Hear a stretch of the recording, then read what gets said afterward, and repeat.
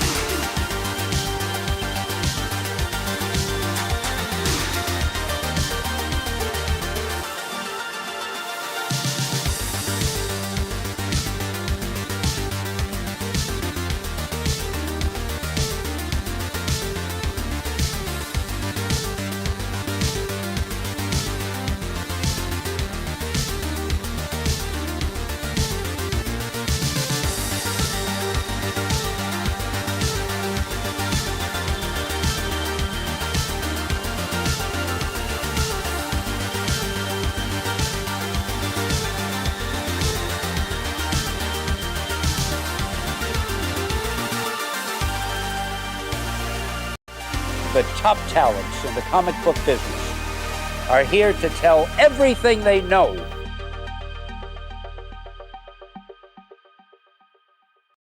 What is good, everybody? Welcome to another Tuesday night, another Industry of Comics show, where we hang out every week and talk about the industry of comics.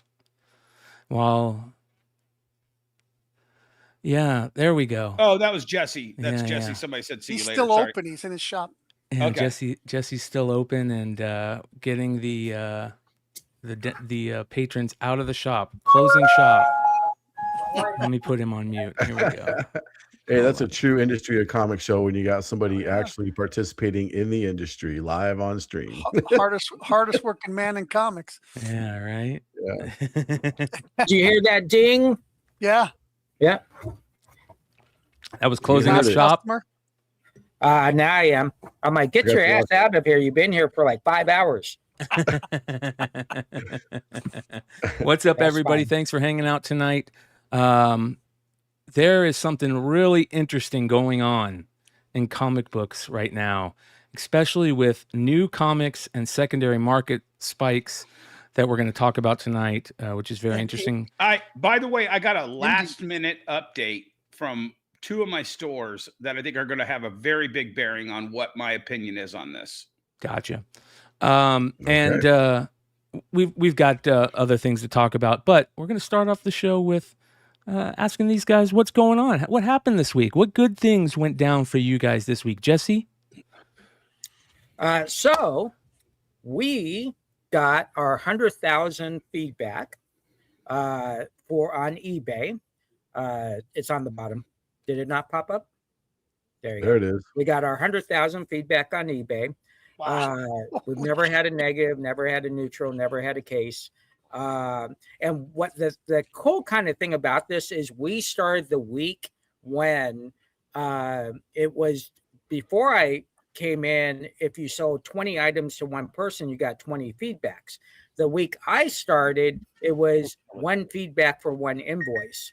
So technically we sold about 425,000 items, but to get 100,000 feedback, I just want to congratulate both teams in Arizona, the team up here, working your ass off. No sell is done until you ship that book and the person gets it. So great job. That was our great thing of the week. Hell yeah. That's great, man. Congratulations, bro. Fantastic. Huge accomplishment. Thank you.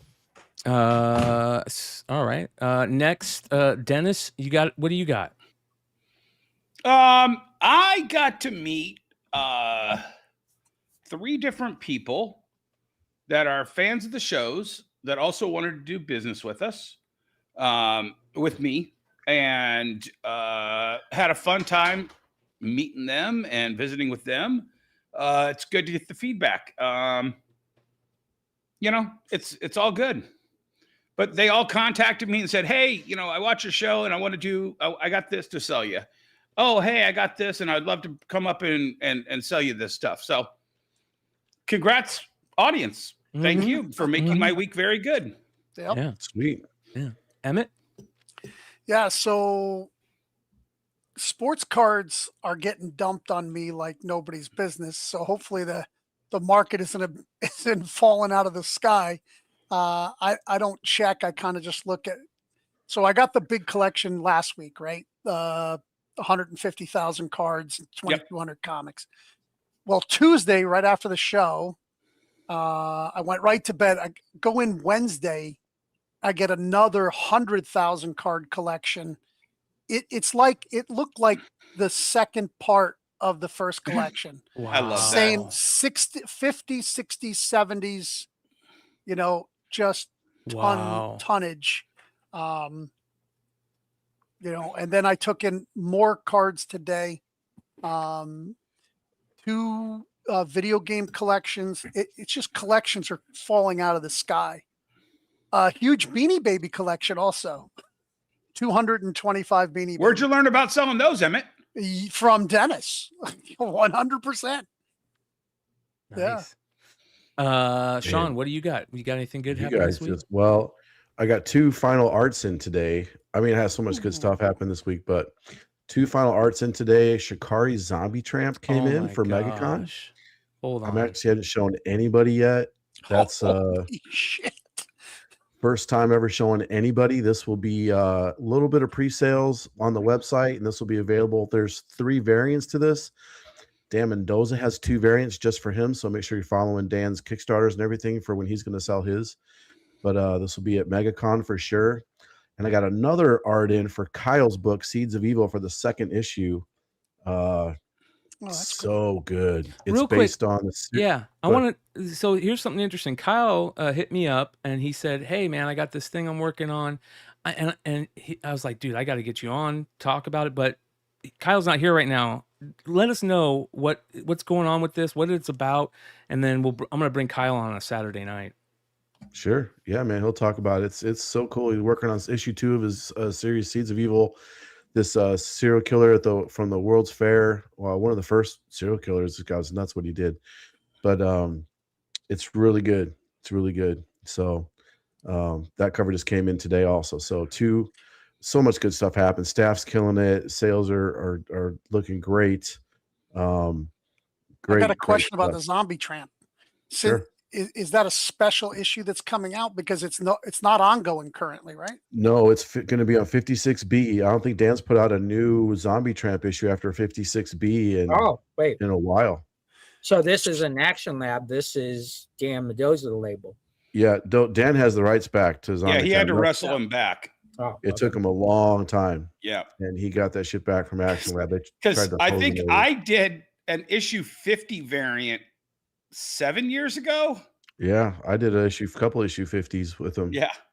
Yeah, I had a Kincaid and a DeBalfo and a couple other ones. But yeah, 56B will be on. So pretty excited about it. So before years ago, well, not years, but when they were talking about Mendoza on one of Brian's shows, I think even before I was on this show, I went on to Diamond and because they were talking about Mendoza's and there's only 1,500 of the. So I went on to Diamond. They had a shit ton left. I didn't buy them out because I got everything that I ordered, but I bought a lot.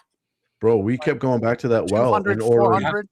Yeah, we kept going back to that well and ordering back issues of Zombie Tramps. They started coming in really damaged, so we stopped. Yeah. Yeah, I did get like 10% damage rate, but right. So what was funny worth it. is I actually requested all the damage books.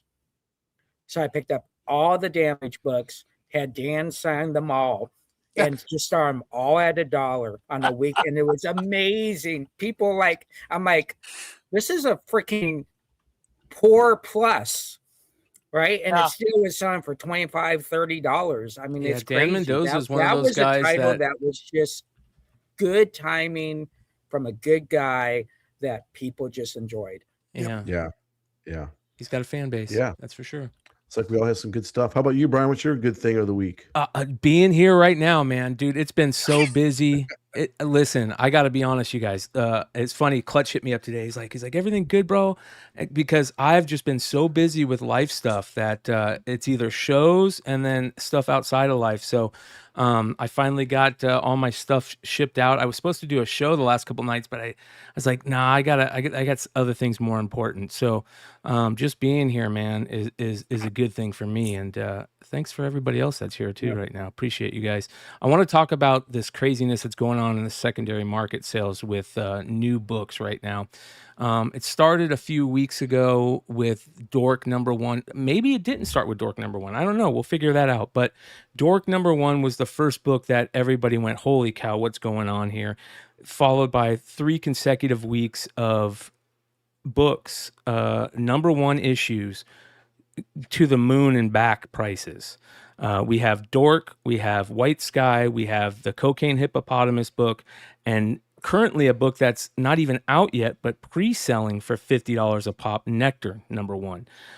Very interesting. It feels very much like we're reliving the Image days, right? The spreads, everybody's trying to find the next Outcast, what's Monstrous? Redneck.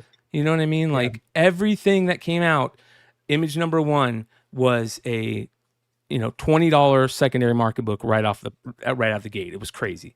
And I think that we're seeing something very similar, and I want to find out why. And what was very interesting is I talked to these guys about it. We kind of brought it up in a meeting, and we said, man, this is an interesting topic. And you guys brought up something that I never thought of, and that is, I guess, I don't know how to call it, but industry manipulation maybe, and not necessarily fuckery. You know what I mean? Like, Right. that type of like is the industry pushing this, and this is something that they always do, or is there some fuckery going on? And I want to get into that tonight. Dennis. I'll take lead. First of all, we're all flying blind on all of our speculation because right now we have zero knowledge of what the print run was, how many units were sold to distributor, how many units were ordered by retailers. I don't think there was an announcement that it was sold out until a week after when they announced the second print. Sean, do you know on that? No. It was sold Okay, out so- immediately. Yeah. Right. But there was no announcement immediately. The price was fluctuating up before the second print announcement. Well, let me clarify for a minute. They did put out so this is almost timed perfectly. As soon as Image put out, and this is very common, they said Dork sold out at Lunar going to a second print. Right. As soon as that happened, boom, it was almost perfect timing. It went up. But they do that all the time. They always send emails when something goes to a second print. It's very common. And most times nobody gives a crap. So you're right. It did happen as soon as that came out. What I'm speculating, and it's fairly, along the lines with what I keep talking about. We don't know if there's 5,000 copies of this, and a little nudge in the collectors community could throw that entire inventory out of whack. I heard one person speculate that they thought there were 20,000 copies of the first print. I'm like, at least. I don't know any retailer that ordered more than 5 copies. Yeah, there's a couple of guys that went real heavy though because of who the writer was. The writer and artists were. Right. And that's, I think, the bigger speculation. So, and I forgot to look this up. There was a book that came out about 10, 12 years ago. And maybe somebody in the chat knows who I'm talking about. They were 2 popular podcasters. And they had a popular podcast, geek-related topics. And they did a book for, I believe, Dark Horse. And it was like Sheriff of Mars or something like that. So if the chat knows, this book out of the gate started selling for $20 a piece. We threw inventory on Amazon and they just kept hitting. And we'd put one on at 10, sold. Put one on at 20, sold. Put one on, and we got up to $50 on this book. I talked to other retailers. They're like, I didn't even order that. I don't know what that is.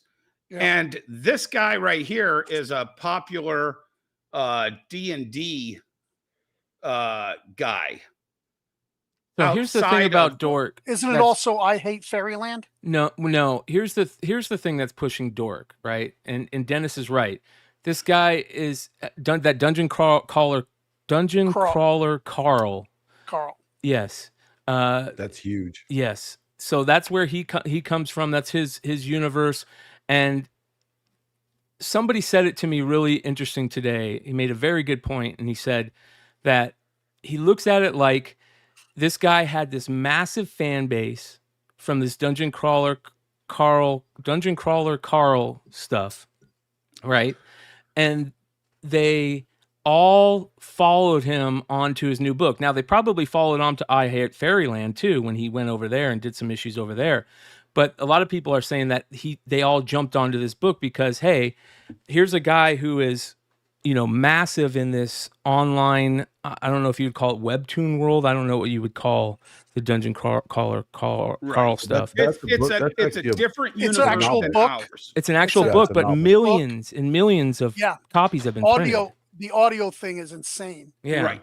But so he has this huge fan base that followed him to this, I think. In regards to just this, I think this is an outside Venn diagram that bled over just enough into our industry that it dried up everything. Well, and there's one out tomorrow for it too. I'm sorry? There's a book out tomorrow which has a huge internet following. Okay. I probably didn't go heavy enough on it, which was is Murder Drones.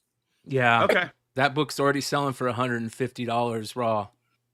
I just think that there's a lesson to be taken for just this book, which is he should have probably told his fan base, hey, I got a comic book coming out 2 or 3 months ago when he was making the comic. You don't think get a hold of your local retailer and tell them to order a lot? No.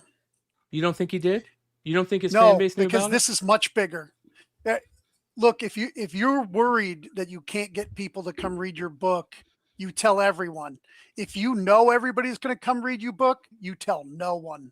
I don't. This is going to go into 10th print. Chuck Petuniak from Fight Club, he made Fight Club 3 or Fight Club 2 the book that it was because he told everybody. Right. He told retailers, he told his fans, he tweeted about it, and that book was way bigger in the short run than anything that I think is coming out now.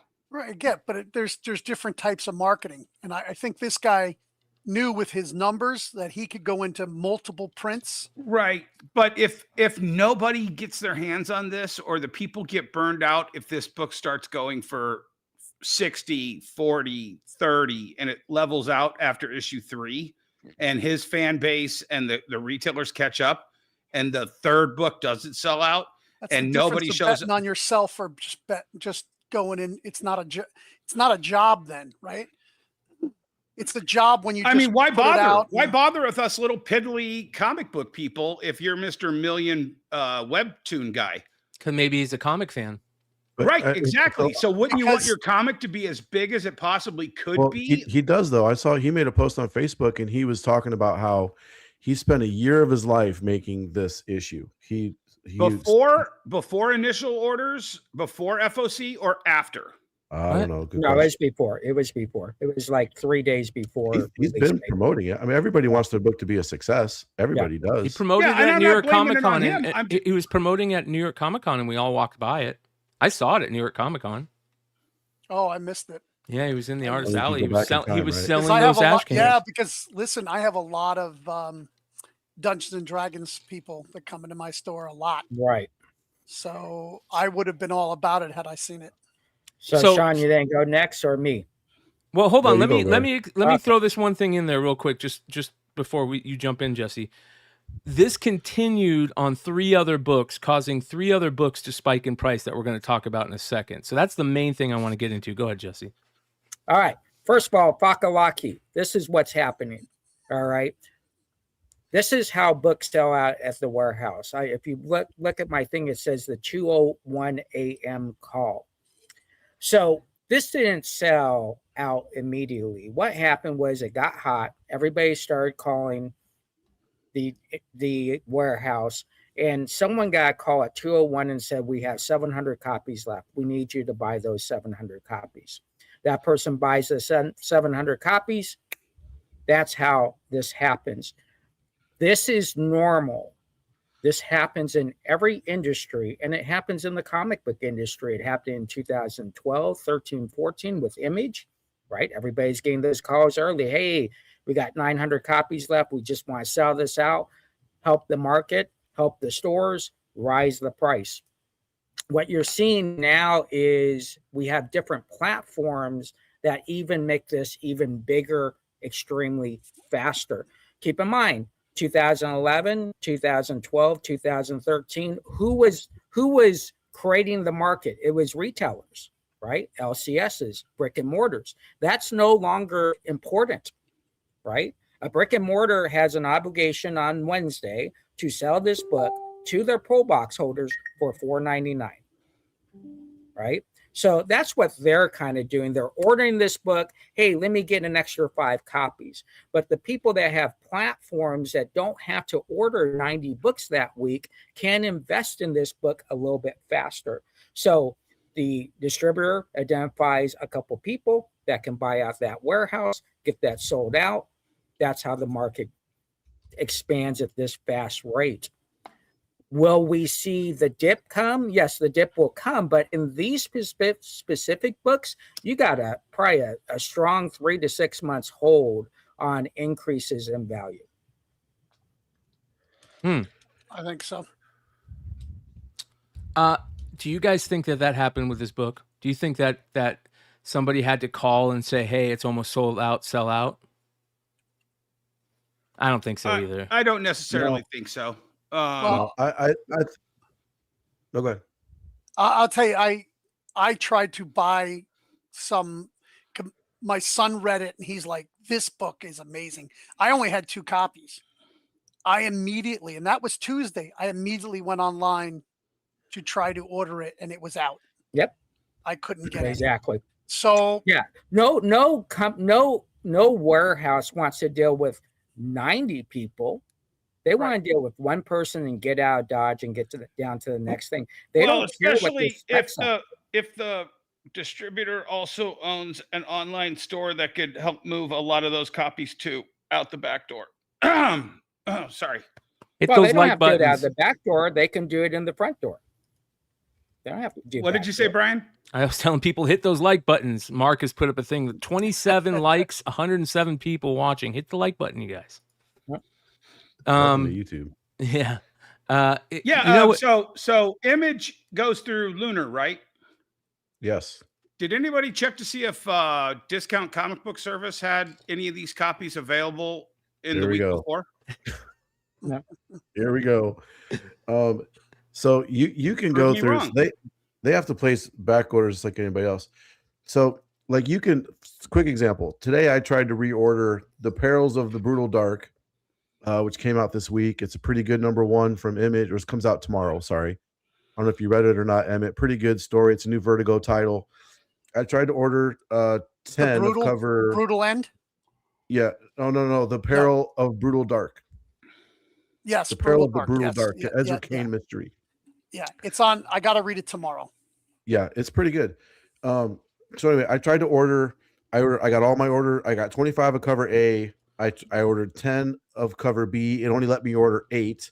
And I tried to order 10 of cover C. It let me order 2. And it says out of stock, may fill from backward inventory. Yep. So you can see how many is available of inventory just by trying to place a reorder. You know, you can log in and it'll tell you Penguin and Lunar. It says right there, no longer in stock, or it is in stock. Yeah, that one right there. I just tried to order some of those. It's a good story. I sent you a link, Brian, to the End of Life #1 cover B. For some reason, this just came out last week. It's going for 20 bucks ish. Yep. But the cover A is still regular price, $5. So they're all sold out. Here's the weird thing to me. There is something really weird happening, and I think it's organic. And let me tell you why. Again, I had a really good conversation with somebody today where they brought up a theory that was very interesting, and I want to run it by you guys. We had this interesting thing happen with Mark Spears, right? Where out of nowhere, this guy shows up. He starts selling all these comics. They're selling for, 4 or 5, quadruple, even more the buy-in on these books. People are making a ton of money off of it. It's really good artwork. People find out that it's a cool story. They get into it. Same thing happens with Absolute Batman. Absolute Batman comes out. You got this new Batman #1. They've done these a million times, but for some reason, this one jumps. A ton of people buy in on Absolute Batman for $5 a piece, right? A few months go down the line, they're able to sell those $5 buy-ins for, $150 profit. Like nothing. Put it up, it sells. Put it up, it sells. And a lot of these people that maybe weren't necessarily into the secondary market, they bought in on Absolute Batman and Mark Spears Monsters as collectors. They said, you know what? I have multiples of these. Maybe I'm going to put one up. And they dabble.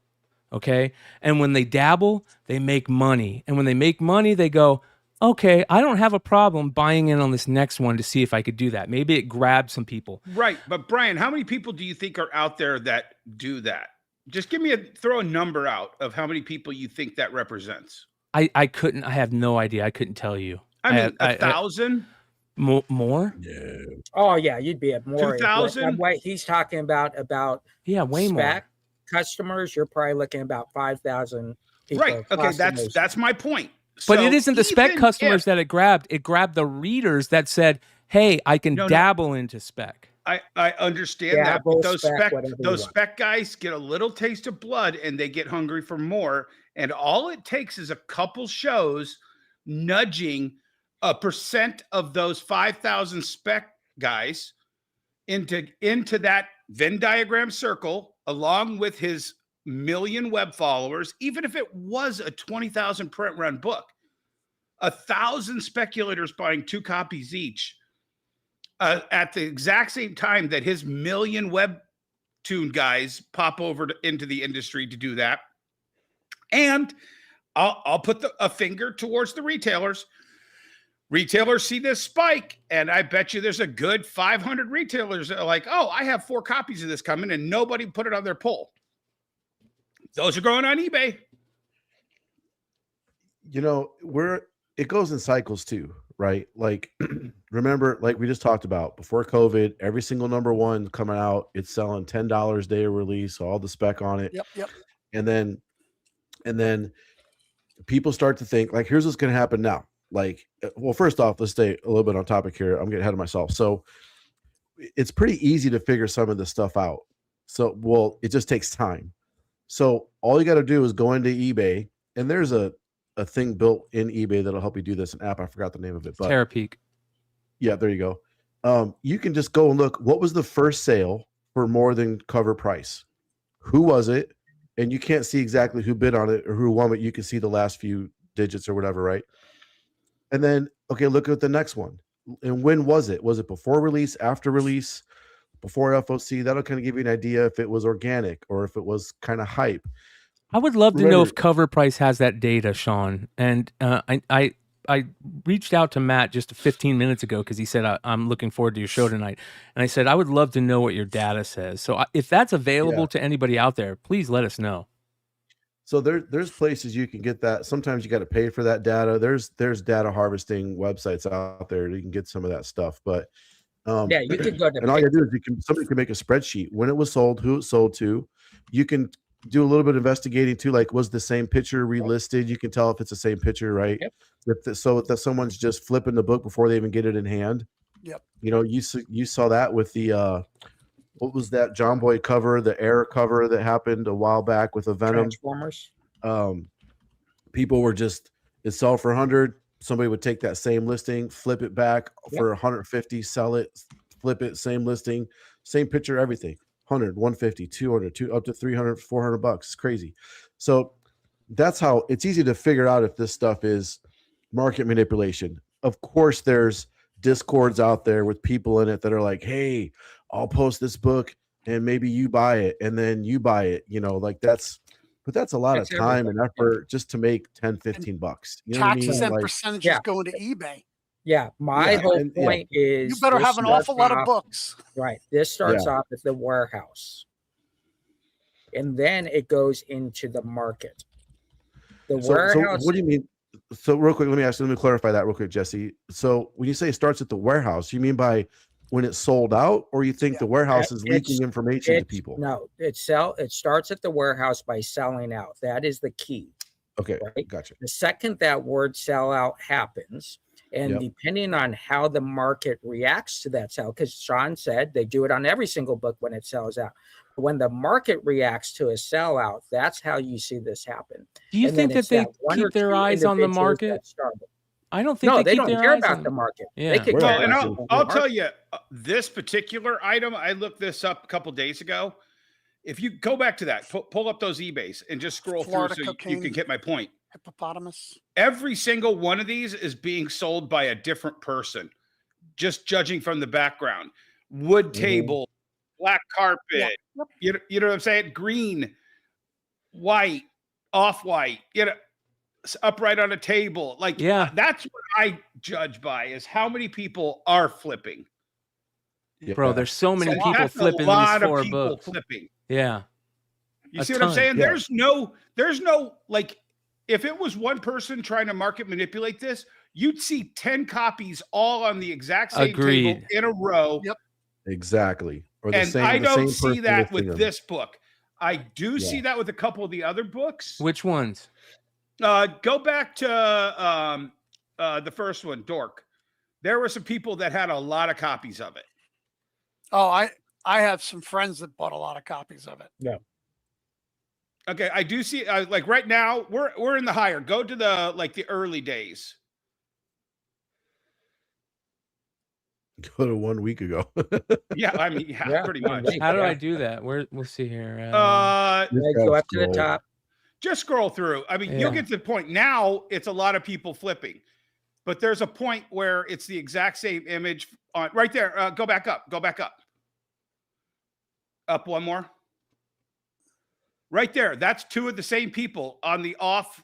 See what I'm saying? Let's see if we see more of that. There's another one. No, above that, but Right. And then look at that one. Go back down. right there.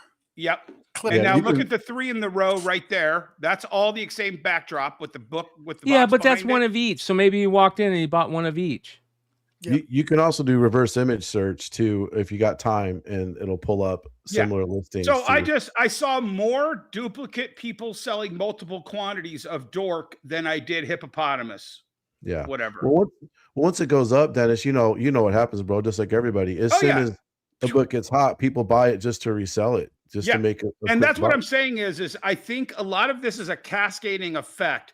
It's flipper FOMO on Dork that they didn't get in on that, and they start looking for the next thing they can flipper FOMO. And for every one of those hippopotamuses they got $40 for, there's probably 5 more number ones that they got shit for. But let's ask this question: can it be organic? Let's just look at it from that way, okay? Dork, I think, is organic. I think Dork's Saga, organic. Hold on. Dork, we think is organic, right? We all think Dork's organic. We read it. Yeah. Okay. That's good. That's good. White Sky. Okay. Let's talk about White Sky. White Sky, a Last of Us ripoff with ghosts instead of zombies. But here's the thing. It's written by a guy who has major street cred in the video game world for writing some of the best video games ever made. And he has a fan base. So let's remember that. You also something have also you can hype on. something. Yes. And The Walking Dead. Oh, it feels like Walking Dead, right? So even that cover is just like issue 3 of The Walking Dead. Yes. Like lifted right out of Tony Also a little Harris's bit art. Last of Us. So maybe this could be organic, right? It feels like it could be organic. So let's put that in the organic pile just for now. Hey, listen, if they're bringing internet crowd into comic book shops, but yes, see, please. How many of these are sold by retailers versus online presence people? That's the difference that we might be missing here. Because I can tell you right now, when I do my FOCs, I saw these books. I ordered 2 or 3. I'm not an online guy who might have ordered 50. Why? Because he's not ordering everything else. So we have to be very frugal with our buying. But here's the thing I would ask is, does it matter? I mean, it doesn't matter. But when Emmett says it brings more people into the store, is it really bringing more people into the store or more people on the selling platform of eBay and the other live stream platforms and all that as well? So if somebody has a website, people are only buying what they want. Right. Obviously. I mean, I've had people buy 10, 15, 20 copies of a book. But Sean, I absolutely understand. But do they buy it? Brian's points are very specific. Did they say, I need 20 copies of this 2 months ago? Or did they say, I need 20 copies of this 2 weeks ago? That's the point I was bringing up. A lot of times is it depends on the guy that does spec. Like to answer that question, guys, honestly, we got to get a little more into what the spec universe entails. Like if you spec on a book, there's no such thing as specking on a book before FOC. Like Brian knows this too. People say once FOC pass, if you spec on a book before FOC, the spec is dead because you can order as many copies as you want to, and it doesn't matter.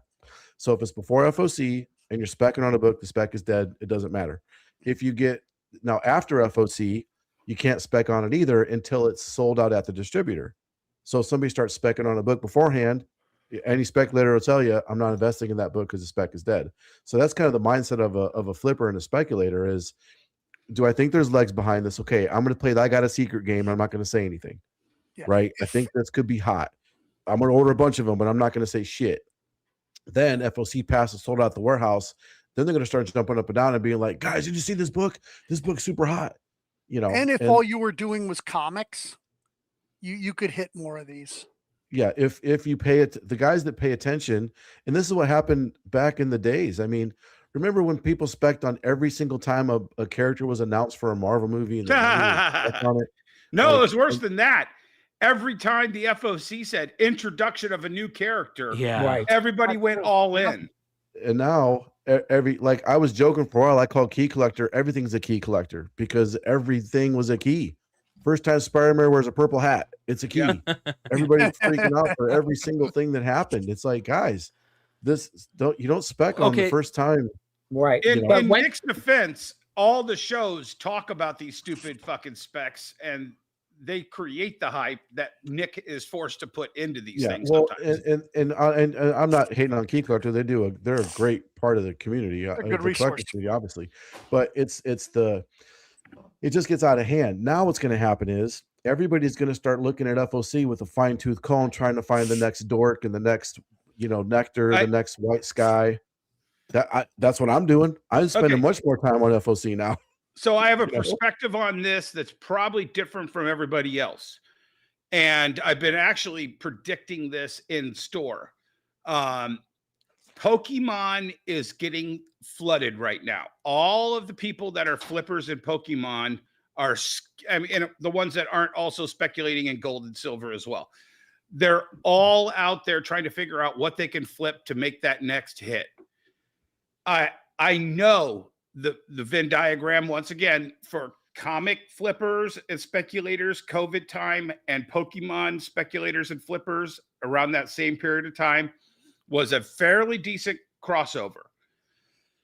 I don't think it's out of the ordinary that a lot of these people who have made their bones flipping for 5 years, 6 years, would not migrate back to comics once comics had a fertile environment to help make them money. That's interesting. You think that a lot of the speculators left and now they're coming back? Because, Brian, you were on the shows. You were talking about Pokemon getting hot 5 years ago on the post-COVID shows. And you had several of your co-hosts talking about the Pokemon they were buying up. I think it's Nate. Is it Nate? Mm-hmm. Yeah. Yeah. So there's a lot of people who were cross-speccing comics and Pokemon. Cases of MetaZoo. Yeah, I remember that. MetaZoo and all the other things that they could flip into. You heard the people that were like, oh, Pokemon, Magic, I'm all in on One Piece. I'm buying One Piece now. And they weren't into One Piece. One Piece had 12 sets before most of those people jumped in. Right. So I think there's a big, and I don't disagree with your number, Brian, 5,000 people. When you look at your average show being 2,000 people, even though you should only focus on 200, when you have the 2,000 people watching your spec shows, that's at the same time, Comic Tom has 5,000, 10,000 talking about it. Yep. You got so many people talking about speculation and flipping and the prices going up here, there, and everywhere, that at some point, it's a big industry that you have to keep feeding. And at the point at which Pokemon is hitting at 20 different places over the next 2 weeks, they know that game is up. I've had people trying to bring in lots of modern Pokemon to try to flip onto me. And I'm like, no.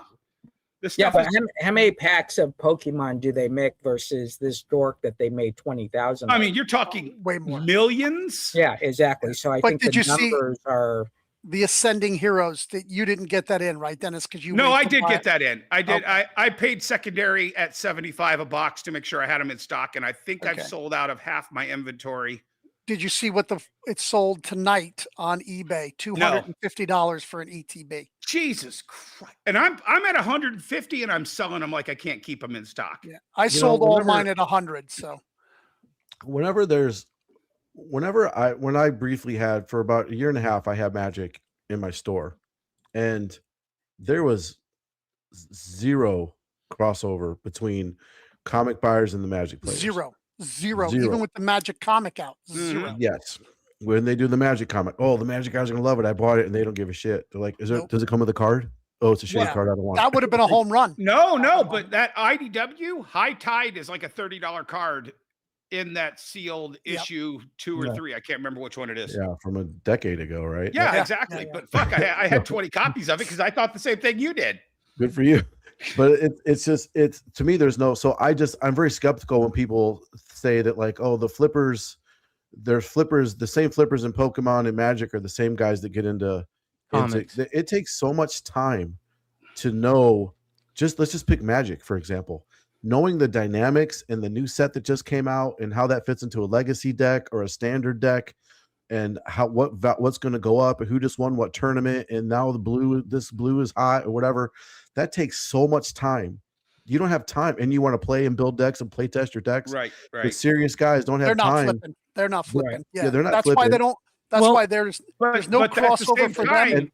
But I agree with Dennis. There are a lot of guys that move through everything. But Emmett, you know as well as all of us, if a good set comes out and there's so many playable cards and there's speculators on board at the same time, it can dry up a Magic community instantly.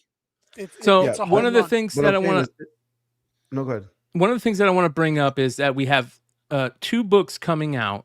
They haven't even hit yet. They're coming. They haven't even dropped into comic stores. Okay, we shouldn't talk about it because we're part of the hype. Nectar #1, you're seeing $30 to $70 sales on this book already. Okay, right. But hold on, stop, Brian, stop. Go up, and I'll show you your first flaw. 1, 2, 3 are all probably the same seller. Go up 1, 2, 3, a higher price. I mean, you can look and see. You just got to open them in new windows. So but they're all using the same image. It's just it hasn't come out yet. Because it hasn't come out yet. They have to. Do you think these guys are going to cancel their orders? No. The guys that pre-sold at $3? No. Oh, the guys that pre-sold at $3? Well, a shitty seller might. Yeah. These guys are a month away, right? I mean, January 29th. So, but all you can see, it's already selling. But check this out. And this is a book that we talked about on this channel, I think. Hold on. So there's this book called Murder Drones. It's sold out at Lunar, by the way. It hasn't hit on the secondary market yet because people don't know, but some of these prices are going to spike because there are some high prices. There are some high prices on this book. Go back up, though. Go back up. Why does this person have all 5 in hand? No, I think you went past it. You down. There's 5 copies of different variants. It's the next row down, I think. Because it's out tomorrow. Oh, it's out tomorrow. Oh, so that's got to be somebody pre-selling. No, go. No, they're already in. I saw them. Somebody had real pictures of the books. Yeah, so real pictures of 5 of the books. Some of these 1 in 100s are already getting last Thursday. Yeah.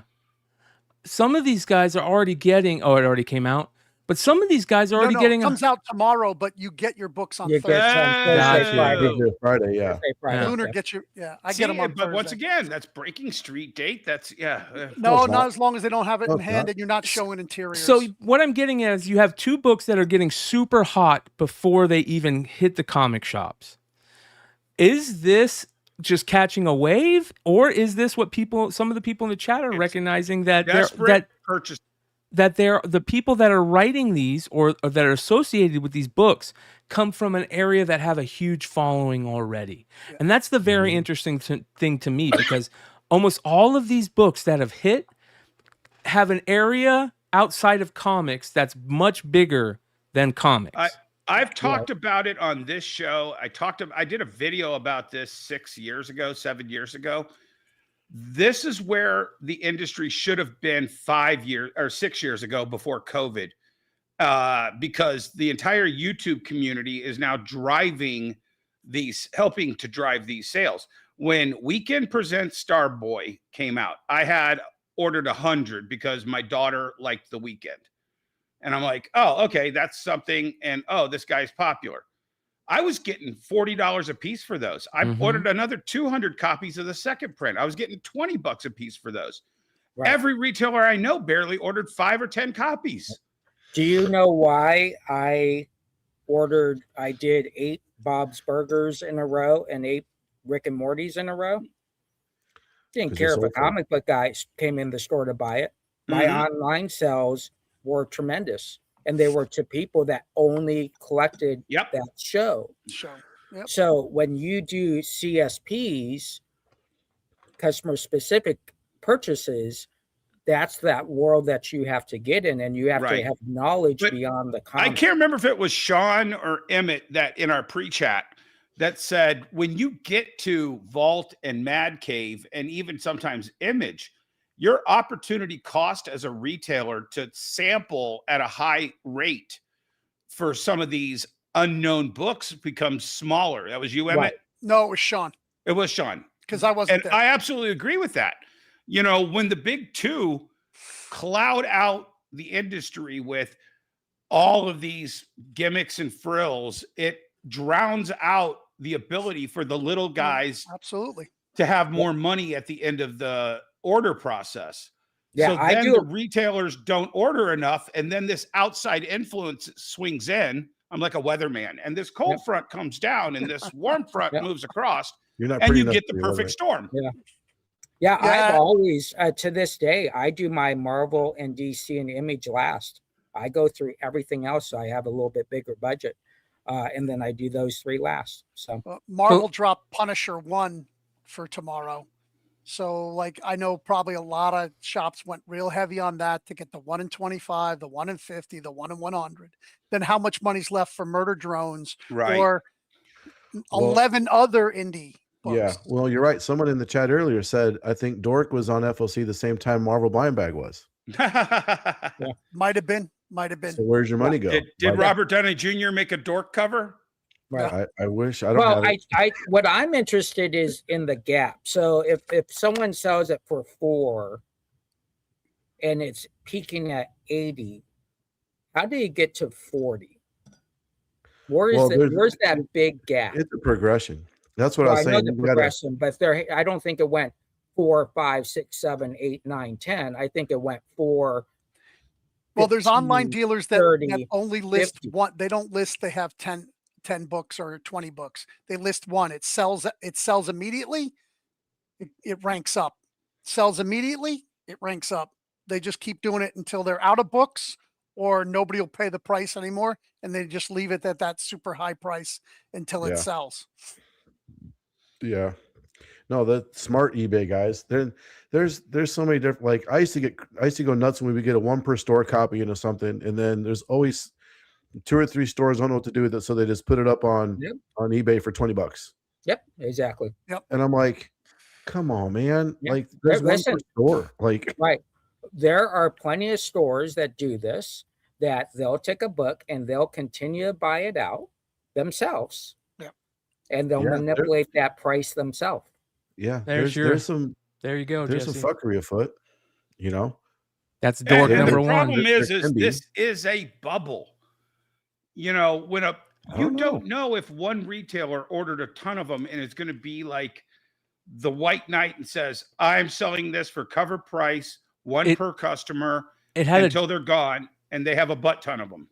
It jumped 20 from 20 to 40, it looked. And then when that that's happened, why I said there had to be a gap. There has to be a gap there. Yeah. So then it jumped crazy. Yep. But then it looks like it jumped down and plateaued. No, it jumped in $10 increments. So that looks normal to me, right? 43, 57, 71, 92, 103. From the 7th to the 9th. That's a 2-day creep, you know? Yeah. And what you want to, when you look at a chart like this, you want to see how many people actually bought that high dollar one. Because if it's just 3-4 people, then that's that'll make a difference as well. Yeah. You know, don't get me wrong. There are people out there that might be like, thank you. Oh man, I got I got 20 of these, and this one's going for. Let me go ahead and bid on this. It's bid up to $20 right now. Let me put a bid in for $22, $23, and just help it get up there. If I win it, so what? I'll eat the $23 and sell. Yeah, some, they just made $150 on Absolute Batman 1, 2, 3, 4, 5, 6, 7, and 8. All the variants they bought, you know. Right. They could have, yeah. There are a lot of dumb people in the spec world. Shout out as Comic well. Tom. No, you just said that after I said there's a lot of dumb people. We're not calling Comic Tom dumb. Don't clip that, Jesse. That was not I clip. I'm writing it down now. Do not clip that. But so when I was on the front page of the Wall Street Journal, it was about scalping Princess Leia figures. And about 6 months From after Power of the that Force story, 2?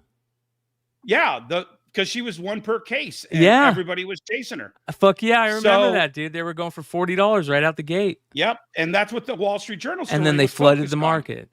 But And they then the didn't market have the get flooded. internet then when you were in Wall I Street. remember there was also no Lando Calrissians because everybody thought Hasbro was racist. You're right. And so those were prime things to pluck. And I would go into Walmart or to Meijer at midnight when they were stocking the shelves, and I could get easy pickings. Yep. And I ran into a couple guys that recognized me from the Wall Street Journal, and he comes up and goes, "Dude, you're the guy from the Wall Street Journal. I have 20 of those Princess Leias now." Or no, he had 100 of them. Oh. And I was like, dude, the whole point of scalping is to get rid of them as fast as you can, right. Yeah. not to hold them. And you just saw like his whole face went from excitement and bragging to it was at that time he knew he fucked up. Uh-huh.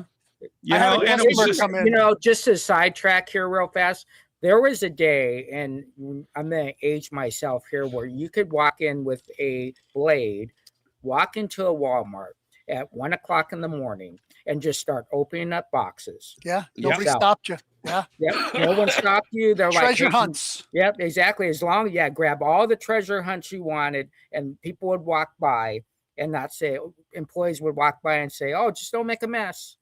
Right. yep. Yep. Yeah. Back I had a in the day. customer come in today and he had a dork and a white sky.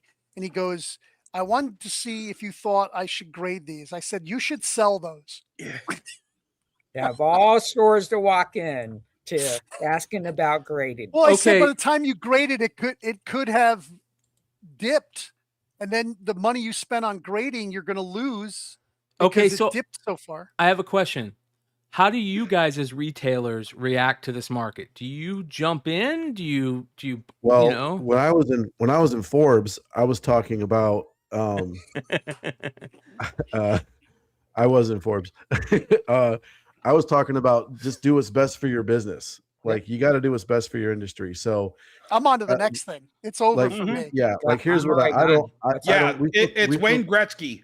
Go yeah, where the we still puck talk- is we gonna still talk be. about Dork. We still talk about White Sky, but Yeah. like I said, I do spend a little more time now looking at FOC. I at least read.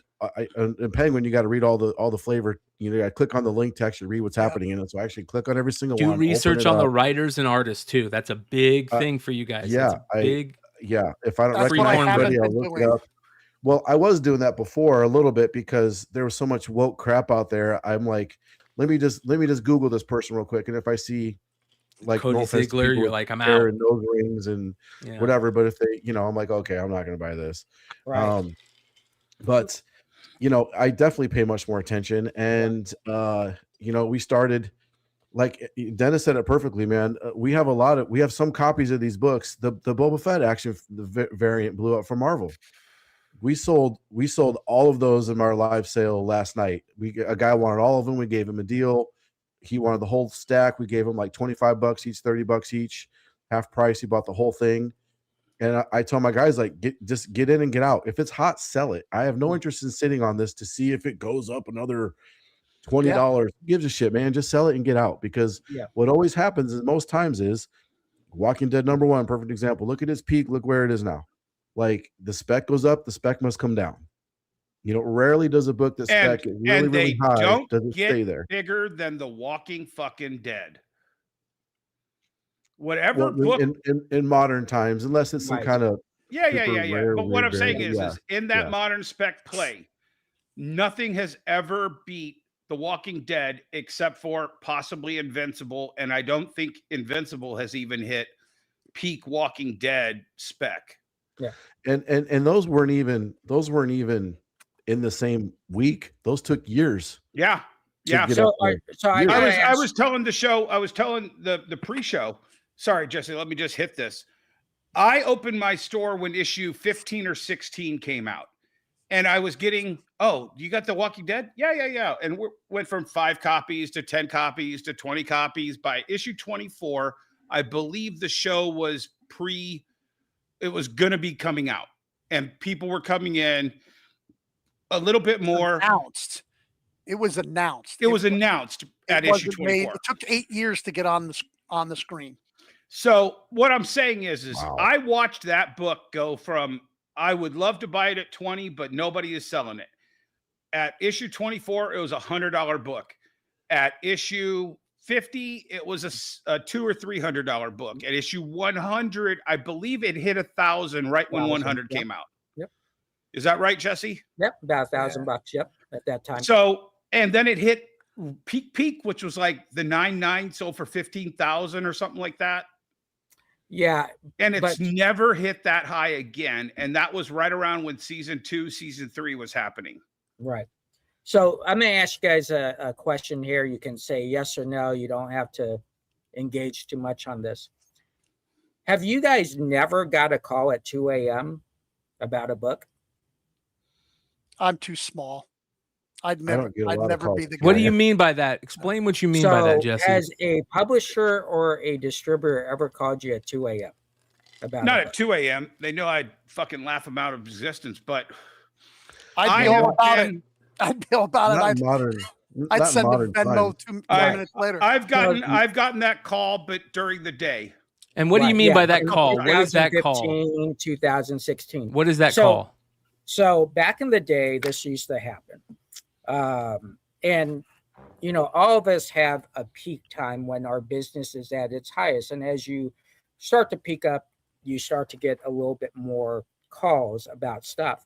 So back in the day when I was peaking, I would get calls at 2 o'clock in the morning from XYZ saying, you know, if I was a comic book store owner, I would really be buying Walking Dead. I'm just picking Walking Dead. Walking Dead 86, right? And you'd say, automatically you'd place an order for 86 and you'd say, well, how many can I order? Well, you can order up to about 1,200 copies, right? So that's back in the day. This is pre-2000. So basically, you're saying that in the past, back when everything was going crazy in comic books around Yeah. the early Actually, Shoot, it wasn't 2010s?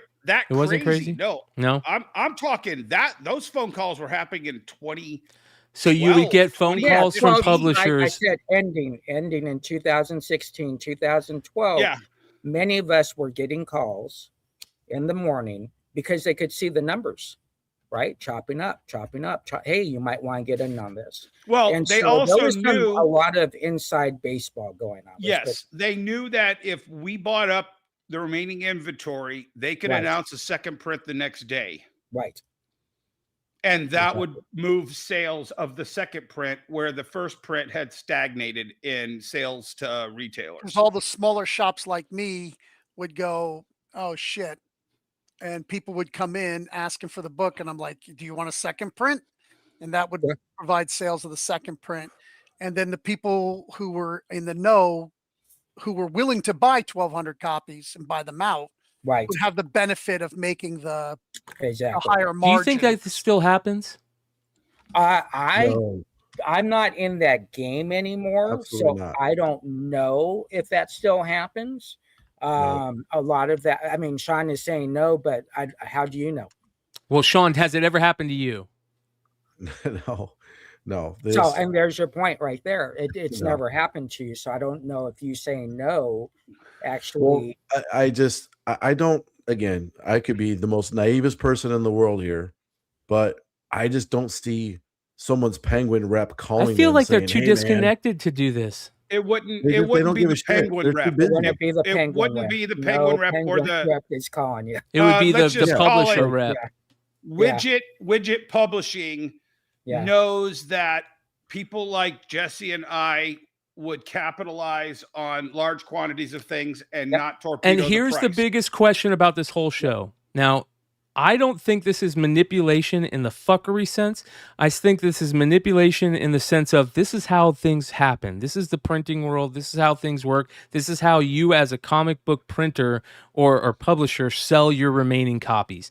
Hey, I know this guy buys these copies. He buys all Walking Dead every time. Anything to do with Walking Dead, he's buying. I'm going to reach out to him first and say, hey, there's only so many available. Let me know. I don't think there's fuckery here's in the that problem sense. I have with it, and I don't have problems with Dennis or Jesse because they're taking advantage of an advantage that was given them. It's the business picking the winners and losers.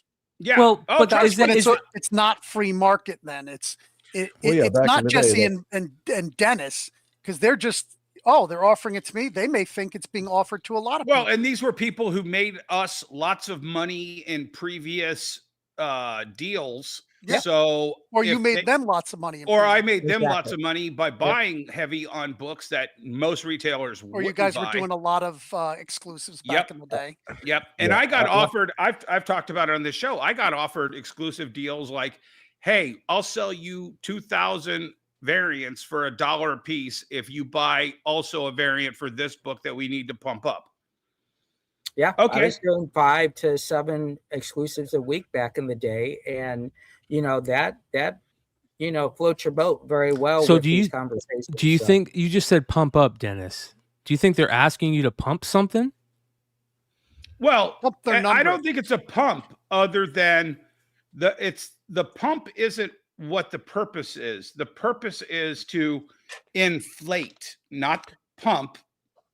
You see what I did there? So we're talking. So It's the I same mean, word. we're talking about what happened a long time But ago. if they've got a book that it was going to do good anyway, and then there's another book that they're like, oh, nobody's going to touch this book with a 10-foot pole.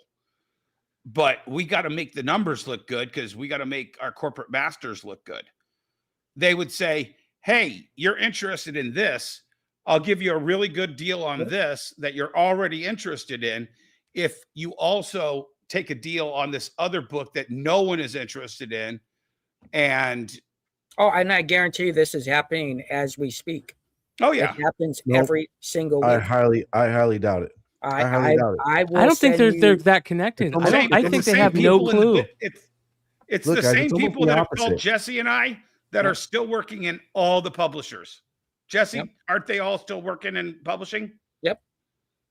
Go ahead, Okay, Sean. so Sean is I- like, I- get me in contact with these motherfuckers. Yeah. I highly doubt that somebody's out there calling a comic shop and like, hey, we have an issue that's coming out. If you buy 2,000, we'll give it to you at a better deal. Unless it's shipping direct from the printer to them or some shit. Like, it just doesn't happen. If it and then those Do you then they got to remember- coordinate with the printer. They Do got you to coordinate remember with the the summer printer sales? to Do you ship remember it the to a summer different. sales from Diamond? Yeah. So Yep. like they used to also, if they didn't sell out of books, you either had to take them back as the publisher or pay Diamond for them. So to Well, offer them to somebody Yep. at a cut rate. Well, it's the same. Remember, Marvel would have, or they would have big sales. Their big list, and you could Diamond get would run those sales.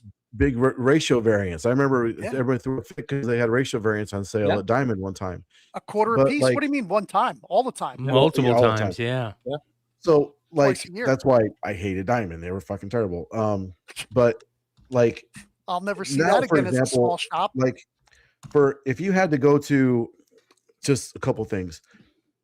I remember signing deal memos with Marvel, trying to get an exclusive. I had to agree to buy so many of the cover A's of that issue and so many of the cover B's.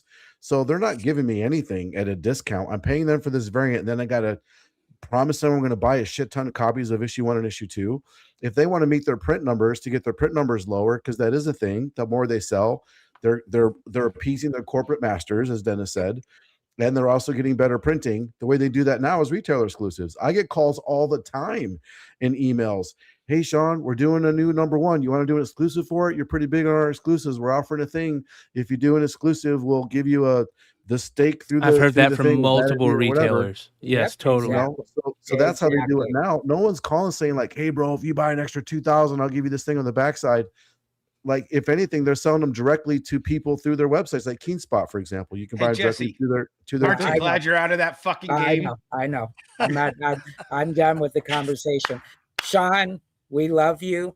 It still goes on. Guarantee it. I don't know, You're man. saying I don't think it does because I'll be honest. I don't. It just, I talk to a lot of retailers you're and they telling don't. me, wait a and I minute, wait a ask minute. about So that. You're telling me no one's got a drop ship.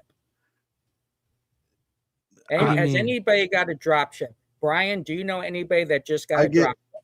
I've gotten drop ships from Diamond or from. I don't understand Dynamite. what you mean. Explain what you guys mean about drop ships. A drop ship means that they're skipping the publisher, not the publisher, the warehouse, distributor, and they're shipping directly to you. Yes, I've had that. Ever happened to you, Brian? The reason why they don't do it because it's violating their distribution agreement. #1. No. You mean the one that the biggest only if you have an distributor just exclusive. fucked every publisher on in the last year? You know what's funny? You know what's funny? And I'm gonna say this. You guys are laughing at me like I'm a fucking idiot, and it's okay. That's fine. I say a lot of stupid shit. I'm not mad. I'm just saying. But when's the last you guys even said, Dennis? You just made a big point. Like, I'm so glad I'm out of that fucking game. Like, yeah, like you're out of the game, bro. But you're acting like you still know all this stuff about. Like, I promise you, there's no drop shipping. Tell me who's drop shipping and skipping the distributor right to somebody for a bunch of cover A's. I just did 2 exclusives that were drop shipped to me. Exclusives are drop shipped all the time. I get exclusives drop shipped to me from Dynamite all the time. Should that not go through the warehouse? Should that not go through the warehouse? Hey, Brian, do they ship? Do they ship straight from the printer? Do they ship straight from the publisher? Do they ship straight from the warehouse? Explain to me what you guys are talking about. Drop ship is when they skip the warehouse. How often does that happen? Is that not supposed to happen? It should usually always go through the distributor, even with exclusives. No, not with exclusives. Exclusives is a different world. Right. And sometimes the distributors don't want to deal with exclusives. You got to pay them. Yes. And now you got to give them a percentage of it. So their deal could be, look, I don't want to pay your distribution fee when I can just directly ship this from the printer directly to them. I get pallets come in from Dynamite, from DC all the time. But it's not for, we're talking apples and oranges a little bit. Yeah, you have exclusives, you have retailer exclusives, and then you have regular books. Yeah, there's regular books. No one's saying, hey, if you buy a whole bunch of cover A #1s, I'll give them to you for $1 instead of. Can I ask you something, Sean? Because you're the only one here that maybe Jesse has done some. I don't know if Jesse has done any retailer exclusives where he's gotten the ratios. But when you get ratios and you do a retailer exclusive through Marvel or DC or Image, is that sent from the distributor? Are those ratios sent from the distributor, or are those sent from the printer? Those are from the warehouse.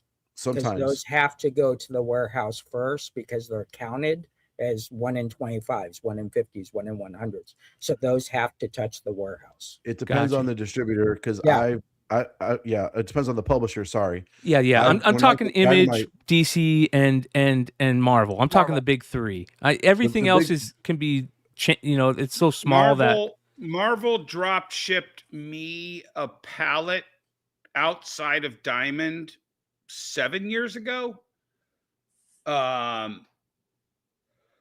It was stuff that they had at another place that wasn't Diamond. And they said, hey, we want you to have this for Star Wars Celebration. And they just drop shipped it to me. That's okay. I don't have a problem with that. I had the same thing happen I bought a bunch of trays. They messaged me, said, hey, do you want a bunch of trade paperbacks, 95% off? We'll send them directly to you from this warehouse. I said, sure. I don't have a problem with that. So, I don't have a problem with that either. Again, we're talking about happened to you. I feel like we're talking. I feel like we're talking around. We are talking. Hey, we're talking 2 different things here. Yes. We're talking apples and oranges. Yeah. Does drop shipping happen? Yeah. No, we are, Jesse, because we're talking the new books that come out and everybody's got to order the same way. And then we're talking about like if they have something special for you, they're going to just ship it to you. The whole conversation started with Jesse saying, who's got that call at 2 a.m. saying, if you buy the rest of these books, they're going to be hot. We can go to a second print, right? I'm saying that doesn't happen anymore with the big 3. I would disagree. That doesn't Okay, work. I want to ask. So I want to ask everybody out there that's watching. If you're watching this on the replay, put in the comments. Has this ever happened to you as a retailer? Have you gotten a call to say, "Hey, there's a lot of this book is hot, and there's only so many available. You should pick up the rest." I want to know. Well, they won't say it's hot. What are you Yeah, talking they about? won't say it's hot because they're Well, trying to Well, make it that's hot. that's what they're saying, though. They're saying, No, they're "Hey, trying if- to make it hot by oh, making I got it you. sell out. Okay, so then if anybody's ever called you and said, "Hey, there's only so many available, you might want to pick up the rest," let me know. Right. I think, I mean- and forget about the 2 a.m. folks. It's not like they're calling it exactly 2:01 like Yeah. I have posted. That's Okay. more of a 2:15. joke, okay. I got you. No, I just don't think that kind of, they when I published Merc through Lunar, I had a couple issues sell out. They just told me, "Hey, you're sold out." We did an announcement they were sold out. We did a second printing, sent them to Lunar, because you always want people to be able to read. They won't buy issue 6 if they can't buy 1, 2, 3, 4 sometimes. And I would get tons of back issue orders on those books. And when the time was up, Lunar was just like, "Hey, come get your shit." I guess I could have called someone and said, "Hey, I got a bunch of these books in a warehouse at Lunar. Do you want to buy the rest for me at a discount?" I totally could have done that and just told Lunar, "Hey, ship this pallet to this address." I totally could have sold it, no problem, when it's time to get rid of that stock. Do you know who absolutely Image should have happened. Do you know who Image there's a- calls? Who Image calls when the book has been at Diamond 2? Well, that's Diamond's not there anymore. I don't know if they're doing it from Lunar, but if it's your own book and it's owned by you, when they're no longer going to hold it, it's past that time, and it's time to either pay up or send it back. Image calls the creator. "Do you want these books?" And Yeah, if that's not, smart. then they just have them either destroyed, or Diamond would just keep them in their warehouse and sell them. And I'm good with forever that. I think and that's keep all the cool. profit. Yeah. Well, yeah. I I'm know not- there's I'm not enough. saying it's wrong, but I'm saying that you could get a creator from Image to give you a call and say, "Listen, I don't. if you want Here's a couple of hundred issues, they're still at I'm the warehouse." gonna send you guys, because I don't want to mention the 2 publishers' names. I'm gonna send you the publisher's name and the dates they emailed me. And okay, it's but within 30 days. But I'm Okay. gonna send that to you off screen because I don't want to I bring got up you. those publishers. I'm talking Yeah. about the big 3, right? I'm talking Image, DC, No, and the Marvel. big 3 would never do that. They don't have to do that. That's who, They don't but have that's to. who I'm talking about. I wouldn't expect all the other Well, publishers. They're Nectar's on they're vaults. scratching by tooth and Murder claw Drones to is- stay alive in this industry. Yeah, but But we're talking about these low print run indie books that are popping blowing up off. the market. And Jesse and I have been contacted by many of the players. Have you been at that contacted to level buy any of these? because we're out of that game. We don't play Have that you game have anymore. Sean? Have you been contacted to buy any of these new books? I don't know me or any other single of some of the biggest buyers. I don't know Midtown, those guys, but I know a lot of big guys, and we talk all the time. And if this happened, I would have heard about it. Somebody would have asked me, "Do you want to split this with me?"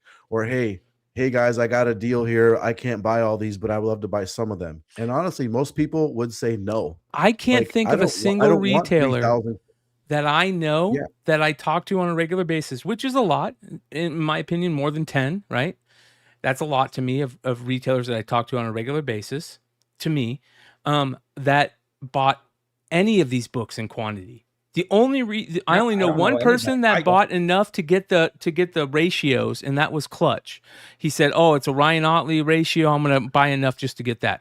Everybody Yeah, else, because he supports Ryan. That Yeah. was more of a support Ryan than anything. Everybody else, I don't know anybody that bought in on White Sky, Dork, Nectar, And I agree with Hippopotamus. you, Brian, because of what I showed you. There's 100 different people selling 100 different photos of those books on eBay. Or I bought 1,000 heavy or- on Murder Drone because my grandson said, good get for a you. copy because they love it on YouTube.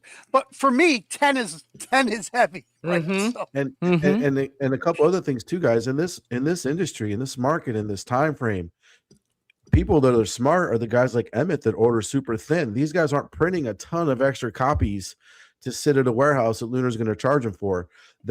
People aren't buying a shit ton of extra books to spec on because the only thing is, even though it says it's out, it says it's out because they have to keep that 10%. Well, waiting on additional stock or And- damages. I got a and question for Damages, Jesse. and because the I- shipping is so much better, that 10% is usually left there. So get your order in anyway. I'm going to leave this even really if it says vague. back order. I'm going to leave this really vague, but a book that we have talked about and you've talked about on your shows, Brian, that publisher, I picked up a phone and said, "Hey, I want to buy some." He sold them to me out the back door, a nice large quantity because I have a relationship with them. This still happens. You tell me Mad Cave I want to doesn't ask have- Jesse a question. Jesse, let me just finish this statement. If Mad Cave produced 10,000 or 5,000 of that book, you don't think they have 100 copies or 200 copies sitting in their office that if you had a relationship with Mad Cave, you could pick up a phone and say, "Hey, send me 100 of those, please." Dennis, I think you're forgetting, like, I am a publisher too. Like, I have thousands of copies of some of those Merc books I sent you guys in my warehouse. Thousands of some of them because we printed so many to get our printing low. And I've learned lessons from that where I ain't doing that shit again. But I have cases of some of the stuff. I have a whole storage unit full of some of that Right. shit. And if And Emmett called you tomorrow and said, "Hey, I want to buy 100 copies of Merc," You're damn right I would sell them. I do have guys buying from me all the time for 50 cents a copy. I know guys that move that stuff all the time. I Right. send out probably if they're online so that's dealers, the same sure. backdoor relationship with a small no, publisher because like you. it's a small publisher that's trying to get by That's teeth what and we're claw. talking about. We're talking That's about what we're small talking about. publishers. But what's your But question? Every single book that here's- blew up here's was what I- small but- except for the image book.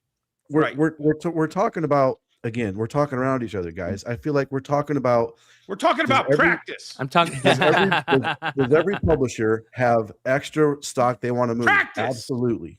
Absolutely. We're talking about market manipulation. type Market tactics. manipulation. That's what I'm talking That's about. what we're So I talking want to about. ask Jesse And I'm- something real quick. Jesse, I got to pee. Go ahead. I can still hear you. Jesse, back in the day, I remember going into your shop when it was at the height. And it was the craziest thing I ever seen. You would have 100 Walking Dead copies, brand new copies of whatever it was that week, 100 Harley Quinn, 100 Deadpool. You always had those three, at least 100 of It's cute that each. you think he only had 100 because he probably had 10 cases below Yeah, the right. table that he had Yeah, 100 I mean on. a lot. Right. How many retailers out there right now do you think buy at that level currently? I don't think they do. And the reason why it doesn't make sense for them to do it. Anymore. I think when back in the day, you got to keep in mind, I had a huge eBay store. You know, we were selling 70% of that on eBay, right? Pre-sales the day it came out. And then we would always, the goal was to always have 100 copies of pretty much everything hot or close to hot on display, whether it be Black Mask and being the person that anybody across the nation could get a Black Mask from me. So I think it's a little bit different now because the competition is different, right? Back in that day, I wasn't going against a lot of people that just kind of sold and didn't have stores. Now it's a little bit different. I don't see why you would do that. But yeah, back in the day, I mean, my orders, everybody knows my orders. I've said this before. My orders were 15,000, 20,000 a week, right? And that was for like 5 years straight. Now, keep in mind, I was doing 5 to 7 exclusives a week. So then I knew I could turn my product. You weren't I doing would 5 to 7 exclusives a week, maybe every. No I way was you were doing doing 5 to 7. Yeah, 5 to exclusives a 7 week. Yeah, absolutely. 5 to 7 a Oh week. yeah, his social media was blowing up. Yeah. When he was doing the Power Rangers, he was Yeah, having I was 2 or saying 3 Power drops Rangers, a week. Bob's So Burgers. you would I was have doing 5 comic exclusives drop every every week. single week. You every can do single you week. can do smaller ones. I have 5 drop a week now, Yeah, and I share with exactly. people. Sean does it all the time. It's. I mean, But It's by all organic. yourself, or are you sharing in a group? No, I don't. No, I'm not going to Shared, share. all in a group. shared. Come on, that's weak. So sharing you're in a doing group. 5 to 7 Yeah. by yourself, Yeah. Jesse? Doing by You were yourself doing at the now. time. Back in the day. Back in the day, when he ran up a 7-figure bill with Diamond. Yeah. So at the end of the day, can it be done? I think you can if you're specifically ordering 10 titles. But if you're carrying every title across the board, you got to keep in mind, I had 550 box holders. So a lot of that was going into box holders as well.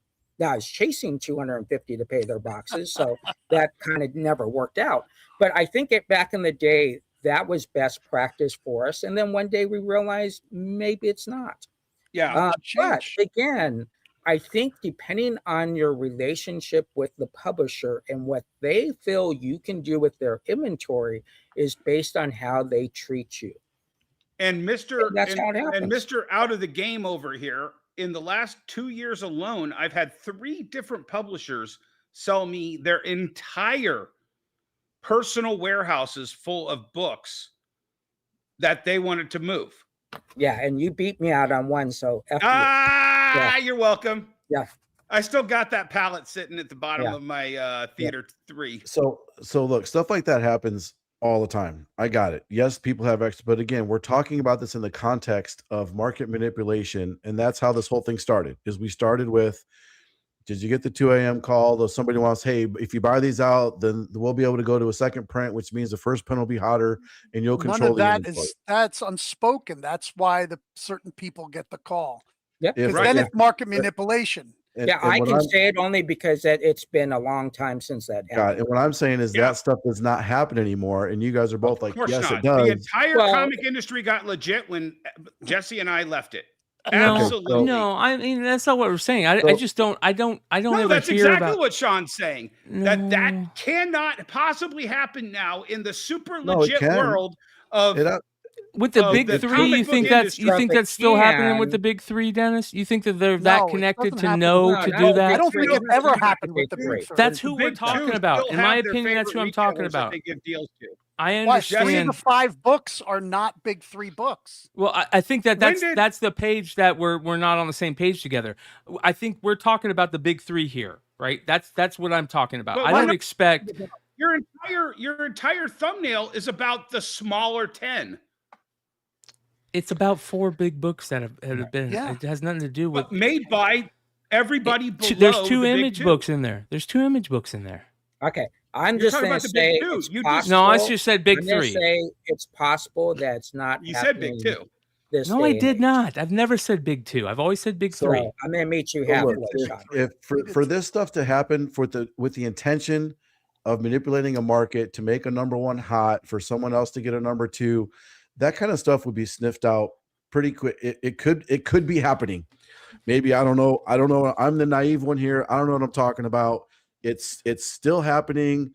We'll say there's a one. Do you admit there's a 1% chance that? Of course, there's a be that? 1% There's chance. way more than, of course. Yeah. No one's at the 100% Okay. of something. Of Then- course, there's okay, a chance. that's There's what always I a chance. wanted. my Here's- point. Are you saying there's a 99% chance that it's not happening? I just said 50%. I said okay. 50. So I'm- here's I'm- what I think. Let me break it down this way, okay? I think that for the most part, there is no, with these 4 books, for the most part, there's no market manipulation going on. No, not If- on these. If There's no way. anything, there's a lot of people who have made some decent money on some recent buys, especially with Mark Spears Monsters or Absolute Batman, that have told them, hey, there's ways to make money off this. We're seeing this like mini speculator boom happen. And we've talked about it for a while. We've been talking about it for 2 months. Be on the lookout.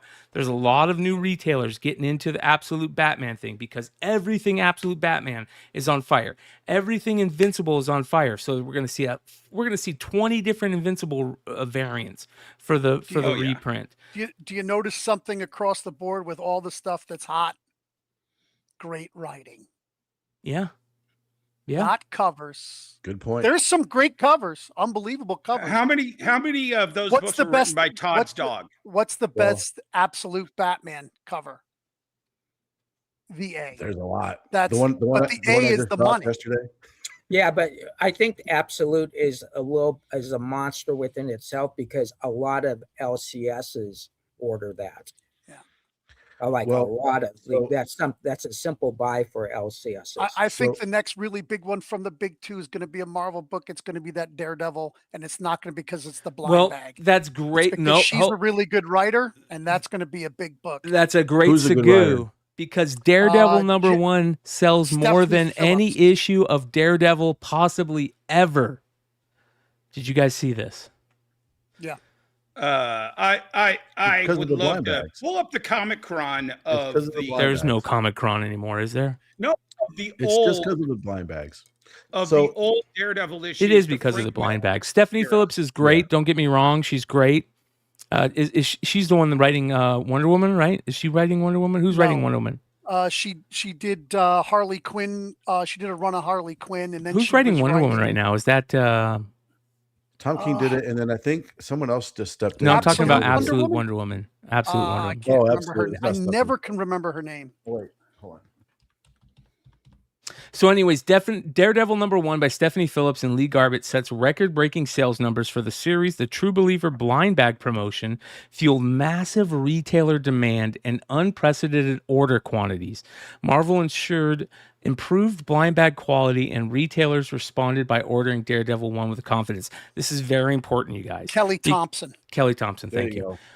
Thank you. So this is very important right here because we talked about all those damages with those blind bags still did not stop retailers from ordering more blind bags. Very interesting. Very fucking Well, they interesting. said they got it fixed, hopefully, right? Well, that's what they're saying. We'll see. You know, Well, except that they still have A covers in the blind bags. So I didn't order any A covers. I just ordered all blind bags because what's the point? they got you can A, get B, an- C, D. All the covers are in the blind bag. Well, Yeah, what if that's they're what I'm all saying. damaged, Emmett? Well, then we return them. I'm out of luck, but Yeah. They're See, reader that's what copy happened then. with the Ultimate Endgame is Billy, shout out to Billy on Economics and Comics. Billy said he ordered all blind bags because he figured, hey, he's going to open a ton of them anyway, so he'll get enough of the A and B covers to send out to the people that ordered them, and they were all damaged. He got fucked. Yeah, that sucks. You know, one thing to throw a wrench in your theory, Emmett, I agree with you. The great writing is important, but Nectar's not even out yet, and it's already blown up. No one's ever read it. yeah, but it's the writer. That's Yes, what's it driving is the writer. That's well, and the covers. The hype covers behind are it, really I get good. you. I got The you. covers are hot. Yeah. Yeah. That doesn't hurt. No. It's a great combo. Yes. You know. Popular Yeah. writer, Fucking good A, it's a covers, great that's the combo. 1-2 Yeah. punch. 1-2 punch. So Yeah. this is going to be very interesting. I even bought in on these, man. I told Billy, I said, Billy ordered me some, and I ordered some just to, sell on my live sales. Figure it'd be a good, fun thing to sell on live sales. And They're I fantastic. know I got all another- the damage problems that happened with the first one. I So got another 1,000 of them. it's Holy shit. I mean, you pull the major sketch cover. I would expect you to want to rebuy in. You know what I mean? Like if you had a good, a really good, moment opening the other blind bags, I expect you to buy blind bags. But what I didn't expect is that the people who complained about them Still bought in. still bought in. Right. Yeah. Yeah, I think the one thing you want to look at, and especially Sean's case, he has such a huge live stream business that allows him to project his sales a lot better than this type of thing. This is a hype thing that Sean does extremely, extremely well. Yeah. So there are some advantages when you do live, right? So Because is you can push some Ghost stuff Machine out. on a sort of hiatus right now? I don't Certain think so. books are. It's Rook Yeah. hasn't come out in I don't know how long. Okay, so hold on, just hear me out. Tiny Onion doesn't have a new launch in months. Yes, they right? do. They just announced a new launch at Okay, at they just Comics Pro. announced, but they haven't had one in the last 2 or 3 months. Is what I'm No, saying but is Exquisite has been coming out. Yeah, regular. Exquisite Corpses Okay. are coming out. That's been on And they just time. announced a new Exquisite Corpses Volume 2 as well. what I'm saying Oh, they is there was a period of time where Tiny Onion had 5 books a month. Yeah. And everybody who loved him were buying all those up. There might be a vacuum as well for some of these marquee writers that they haven't been keeping up with the demand, and their followers and fans have now Looking for migrated something. out to try to find the next guy. That's a Yeah, great. that's a good That's a one. great I mean, observation. that is a really good observation. Department of Truth is still coming out, but it's lost a lot of steam. Yep. Yeah. Ton. Well, it Some just Killing started coming Children. back out regularly. But it had a hiatus for a couple months. Yeah. Since Look, I lost think all my San Diego- subscribers to Something Killing the Children. I lost all my It's subscribers. just the story's got. I mean, I don't like to. nothing happens in the issues anymore. It takes 4 pages for somebody to walk through a How car. during the Epstein file drops is Department of Truth not hitting 5 issues a month out Right. just off of this? Right? It's just- Yeah. They ran out of steam. Same with Something's Killing the It's your Children. whole fucking point, and you're not capitalizing off Yeah, of but this? Well, Something they- is they- Killing the Children has all those variants that are coming out with the reprint number did. 1. Hold on, Yeah. real quick story. At the height of 5 years ago, I contacted Image and said I want an Epstein hung himself newspaper. Of with course her you reading would. it. Yeah. That's And Dennis right there. they refused to do it. Fuck yeah, they I wonder do. why. Yeah. They should have Smart. done a picture of him in Israel with long hair and a beard. That might have been. Too soon, Emmett. Too soon. YouTube, this is a comic book show. We're talking about comic books. Get all those strikes. Yeah. No, I think it's a good observation, and there is a bit of a void. I mean, honestly, some of the Marvel stuff. This is talking about just reader stuff now. I mean, I don't know if you've noticed too, Emmett, but some of the Marvel books have gotten a little better. A little lately. better. You were right. A The little finish, you better. were right. I went, you said that Ultimates, the way it finished was Mhm. really good. So I went and read it. And you were right. But That's it pretty good, sucked yeah. all the way up till the ending. Yeah, Ultimate Spider-Man had that good finish to it. Yeah. I thought Rogue had steam. Rogue this week sucked. Just went back to being terrible again. I didn't read it, but I did read number 1 and I was hyped to read number 2. Now I don't have to. Yeah, Thank you. sorry, bro. I didn't like it. We literally just did our show before here. Weapons of Armageddon was really good. Zdarsky's taking over a lot of the helm over there at Marvel with a lot of stuff. The Captain America's picking up steam. So the readership is definitely there and coming back, really. Yep. You know, Right. Exactly.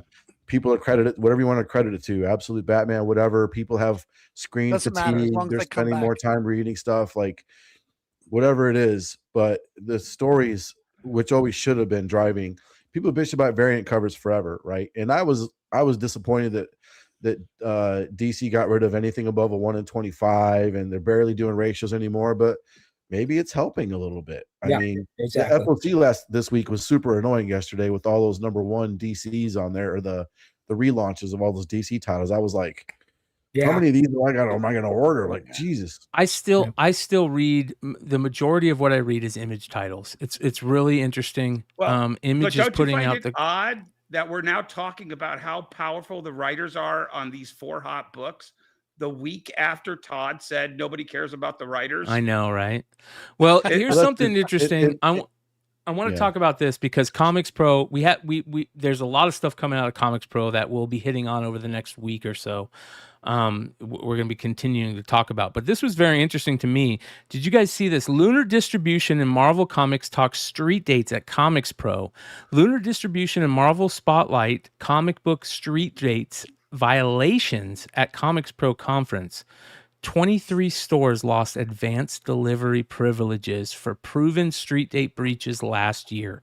Online sellers and whatnot users are linked to early releases, but brick and mortar stores are also cited. Amazon's digital comic releases often break street dates, giving global readers early access. So they are paying attention. According to them, I still want to see the hard data. Show us names. They're saying that they are taking people to task over breaking street date. What are your thoughts on this? I doubt they're ever going to name the names. They will not Right. name the names. Defamation. Yeah. So this is something that I would say is very cool to say. Let's see what they do after they post this. Because I think what happens is someone says, oh, we did this, and then they think we have short memories, and now they're not going to have their feet held to the fire. They need to continue to do this. It just, again, I hope they define what there's still a little bit of ambiguity and gray area between breaking street date, right? So and there's tons of guys on them, and we started doing it too. When the new books come in Friday, we're doing new comic book Friday claim sales. We don't show the inside of the books. We don't talk about the stories. We don't open any blind bags or black bag variants. I keep it very strict to only selling what, just like I would on a website, right? And people go, oh, well, money changes hands. Money changes hands when you buy on a website also. Yeah, it doesn't matter. Yeah. Yeah, it doesn't. It gets packaged. We sell them on Friday. Then it's the weekend. Nothing gets packaged up until Monday. The post office picks it up Tuesday. It's in people's hands on Wednesday. Right. Same that as like selling on the button, guys. website, except you're actually showing the book, which freaks people out. If you Right. put a picture of this on your website, you're good to go. If you show the actual book, oh my God, you're breaking straight day. Like it's the same, right? You get what I'm saying? Yeah. I think, Sean, you know what the most important thing in any business is your brand. You're very protective of your brand and you do a very good job. I don't think this is based on your ethics. I think it's based on this core of people that don't care. They're not protecting the brand. The only thing they're protecting is, can I get my money back, and can I get it back ASAP? Because I got paid for these books in the Well, yeah, Sean, that's a huge factor with probably all 23 of those street date breakers. They all have to make a nut to pay for next week's bill.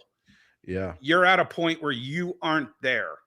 And, you know, hey, there for but the grace of God go I bullshit. But if you've been I around more than guarantee 5 years and you're still doing that, you're not in business. Yeah, exactly. And it's a That's hobby. why we're here for you guys, to give you guys that info, that killer info, to keep you guys in business.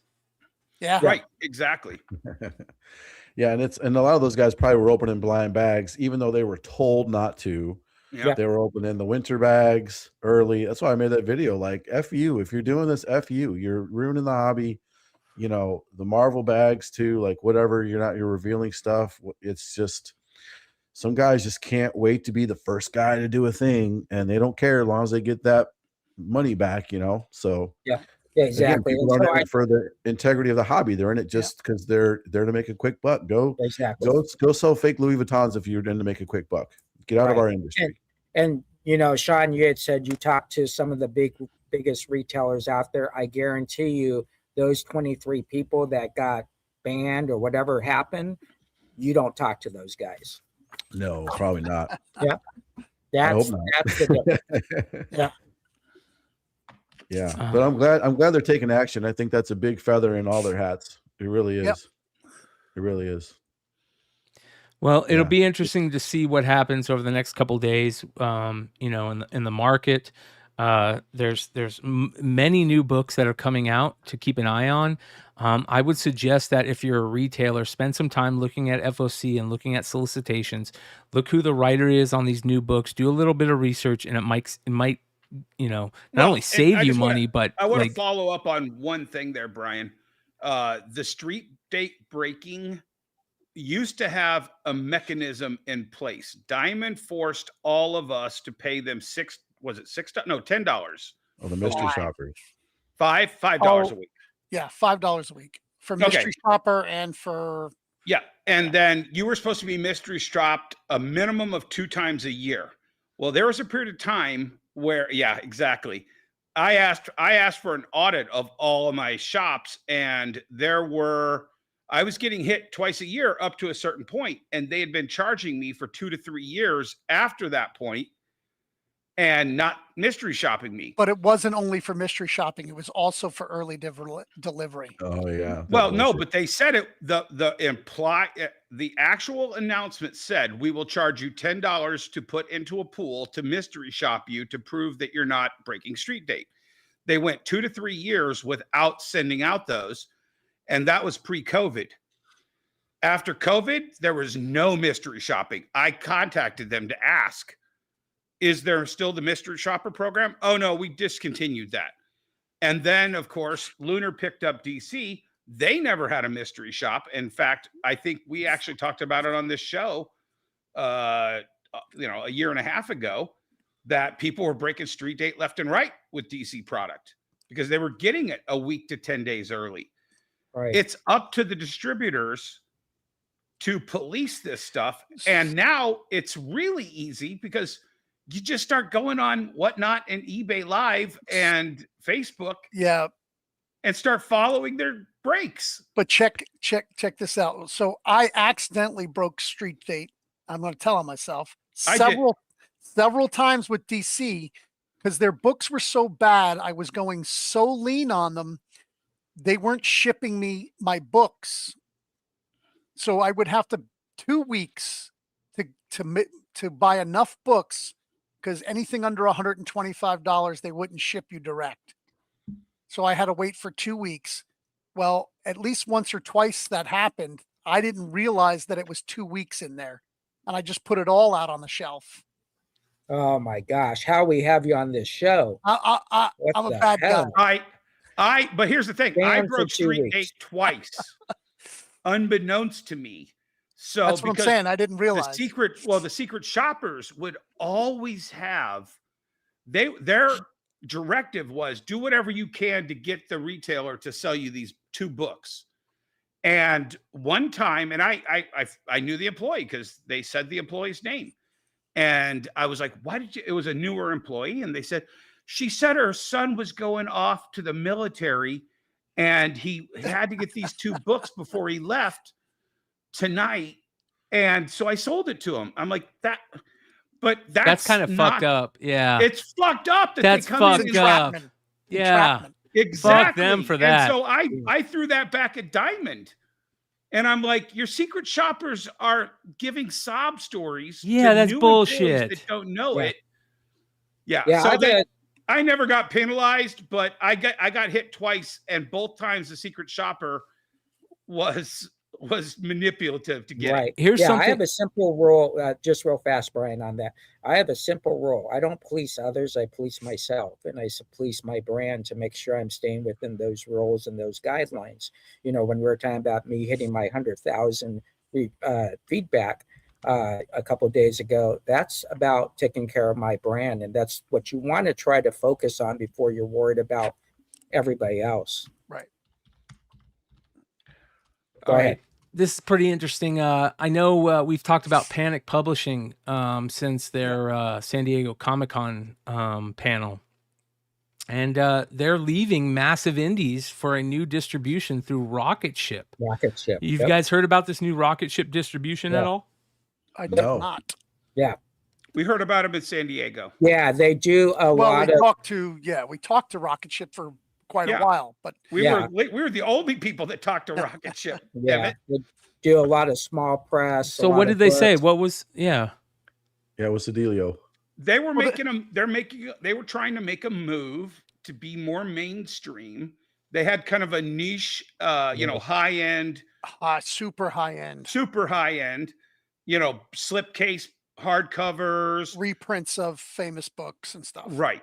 So this, I think, is part of that move. And I mean, look, their product looks really slick. I could see, what's the guy, Polka Dot Man? What's his name? Yeah. Michael pretty much- Mann. He's Yeah. pretty much the big guy talent at Panic.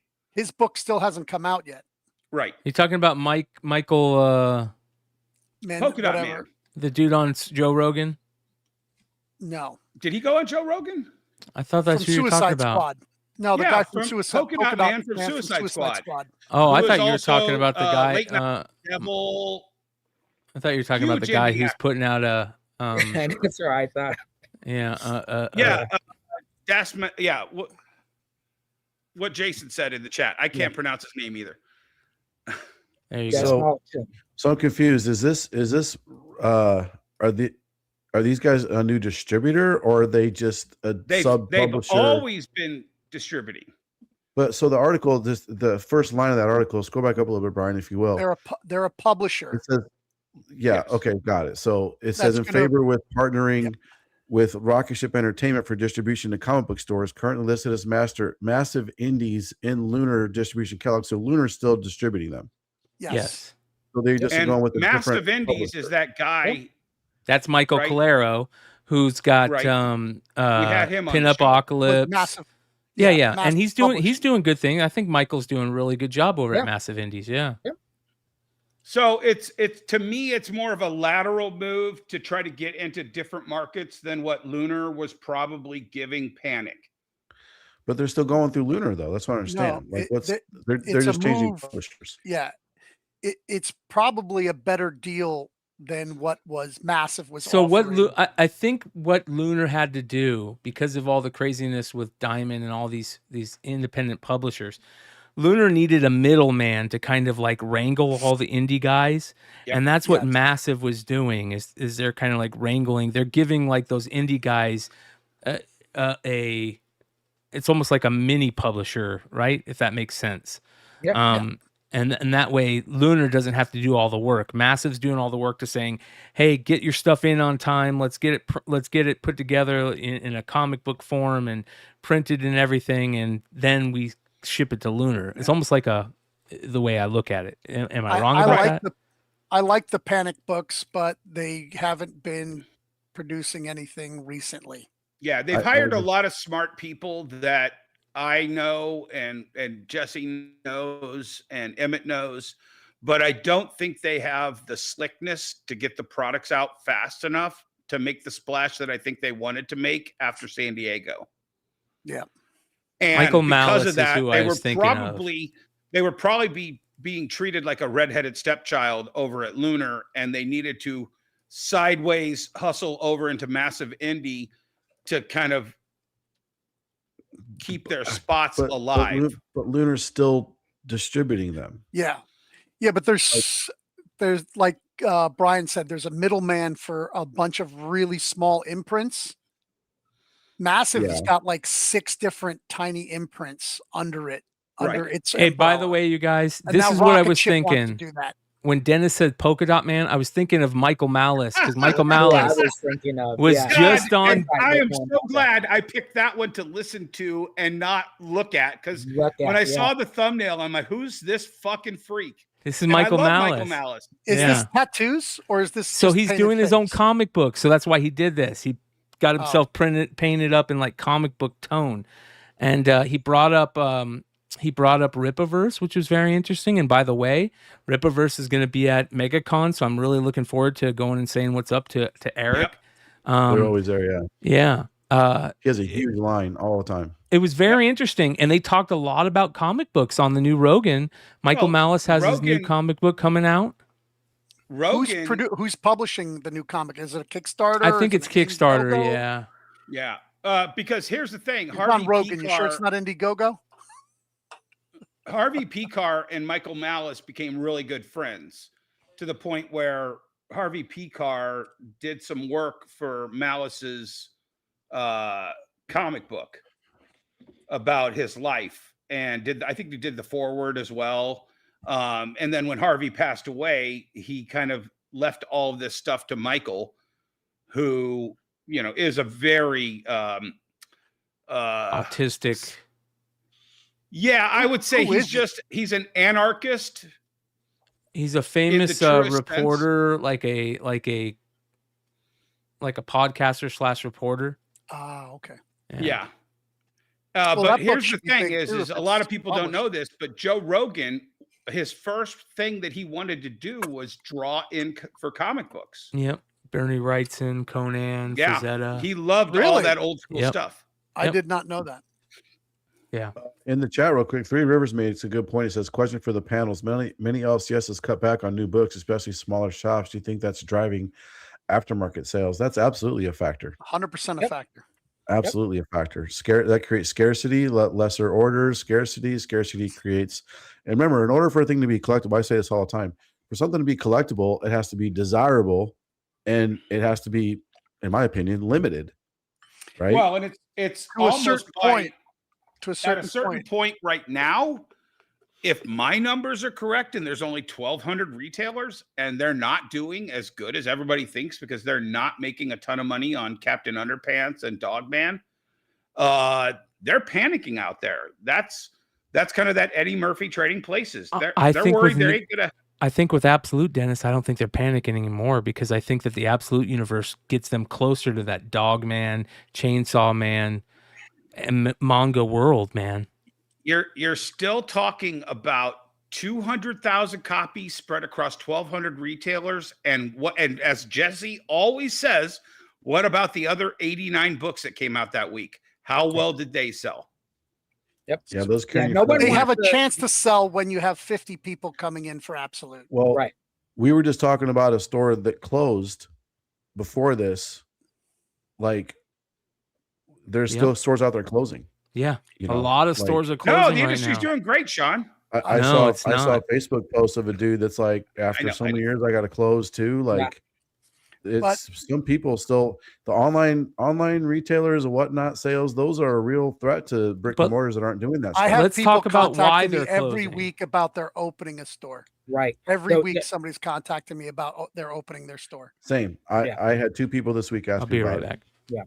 Yeah, the one thing that you got to keep in mind, if you sell something in your store, there's no timestamp of that other than your store. So Right. when you look at the aftermarket and things are being sold on Whatnot or eBay Live or eBay proper, right? That's a timestamp of that sale. So people see 100 of those books sold, 200 books sold, and that's how that market drives itself. Yeah. But if you look at sales in the store, you're not releasing those numbers to the public. No. No. On a Wednesday, and the best thing to always look at is if I know Nectar is out on the wall, I need to make sure everything is out on the wall, because just selling out a Nectar does not help a local comic book store. No. Now, Well, an online dealer different. And sadly, a lot of these guys, again, this is a kind of a whole nother topic, but it's in line with what we're saying. If they're not paying attention and they don't know, if they're back there checking emails or wherever they're doing, not paying attention to the hot book of the week, they're going to lose their ass and get burned. Maybe they ordered 1 10-pack of Nectar and they got 10 copies, and Wednesday morning they're like, oh man, this sold great for me. It's fantastic. And then it realized all the flippers bought it. Yep. You know? Exactly. And what they got for those 10 copies is what one will sell for the flipper. Yeah, Yeah. exactly. They made $2 per copy, if they have a good discount. Yeah. Do you guys think, I'm going to ask you guys this, do you think there's some retailers out there that just say, I'm not going to be told what is hot? They're stubbing people up. Look, Most if- retailers don't know what's hot. The vast No. majority of Well, you look retailers at- don't know what's hot. I sold every copy of White Sky at cover price. I sold every copy of Dork at cover price. I'll sell every copy of Murder Podcast at cover price. On Murder Drones, that's what I bought it to sell it for. So That's what I'm gonna you're sell it for. saying let me just ask them this then. So you're saying your brand is more important than making that extra penny. 1,000%. Okay. So let me Because let the me just work I say have something. to put into to find the people that will spend it, and then have my customers come in and go, you want $15 for that book? It came out yesterday. I think the smarter play, and I just want to explain something because we're crossing a Rubicon into that discussion that we had last week. When a retailer puts his order in at FOC, the retailer is ordering it to sell for the retailer. It does not matter if that retailer is going to put them on the shelf or sell them on eBay for market price. The retailer ordered those. Now, a retailer that pulls those books from their pull box members, shame on you. Yes. But if the retailer ordered 10 copies just to see if it would sell, and all of a sudden they're selling for $40 a piece, you don't have an expectation No, That's I my don't. book. to sell that. I don't. That's the retailer's Absolutely. book. I own I all don't those damn books. people for it. Yes. It's just my brand, because Yeah. come to Sunday, I close at 6. Anything left on the stand at 6 then comes off the stand. I'm just saying there's no shame in not even putting those 8 let's say 2 people put it on their poll. There isn't. You ordered 10 to sample it, There and you got 8 extra copies. There's no Put it on eBay. dictate No. Yeah. whatsoever. Just put a rain check out. I'm ordering second prints. If you want one of those, I'll get you one of those, but add it to your poll right now for the people that you want to care about. 100%. I don't yeah. have any problem with anybody doing that if they didn't Yeah. have anybody. There's so many people poll I've box. seen in the chats of a lot of the shows. It's just just it shitting. excites my fan base so much when they come in and they can get that hot book at my shop because I didn't pull it, because it's there on the stand. Yeah. And then Well, it encourages them to come every week and make sure they didn't miss the hot book. but how much different is it for you to leave those 8 copies under the table? And when one of your best customers comes in that you want to read this, handing them one for cover, but not putting it out on the shelf to feed the scalpers and the flippers. Some dude you never seen before Scalpers and asked for it. flippers rarely ever come to my Oh, shop. God. Well, You yeah, don't they've have been that. trained not to. Because So. yes, because they will get a The they will- Hawaiian they shirt may get to people buy have- one. Yeah, The Hawaiian shirt people have warned them about you. yeah, exactly. No bandolier bros. Like someone said in the chat, don't piss off Comic Jesus. Yeah, there you go. No, you're right. What you were saying before, Dennis, about man, go into some of these chat rooms and just go to comic book group on Facebook and make a post and say, hey, I'm a retailer and I'm not selling you this book at cover price if it's not in your pull box, and just watch the comments. You're a piece of crap. I'll never buy from you. Yeah, it's You're kind a of like when turd." Peter Griffin walks into that bar and says, Mets suck, Yankees suck, Krypton Yeah. sucks. Yeah, just mic drop and then just leave. And man, people will just attack people that they never bought a comic in their life. They'll attack the shit out of you. Never been to your store. Like everyone wants to tell you how to run your shop. You know, Oh, yeah. hey, That's why I Yeah, if said you wanna police do your it, own. Don't worry about everybody open your own else. store and do it if you want to do that. You Yeah, know? make The that bad. flippers who Does buy Emmett- from me come to because I don't grade books, so they know if they can find a really high grade raw copy, they can really make a lot of money on the flip if they grade it. So that's the flippers I get. I get the guys who want to buy a high value book that's in a really high grade that hasn't been graded. So Well- I have a quick little, if no one else has something real quick, I was going to suggest this for next week's show, but FOC for this book is on Monday and it's kind of big. What do you guys think about these crossovers between Marvel and DC? Because Superman, Spider-Man is on FOC It's going on to be Monday. huge. It's good. I It's don't going to care. be huge. But once Yeah. again, I'll tell you what, for every extra copy you order of that, one of those little boys, the 4 through 100 publishers are going to get overlooked. And as everybody is chasing, but I mean, the thing is I put in orders for them. So, They're going Some to of be the covers are- evergreen for you. right. They're Exactly. evergreen for you. Yeah. Yeah, we still have people ask us for Batman or for Batman, Deadpool, Batman.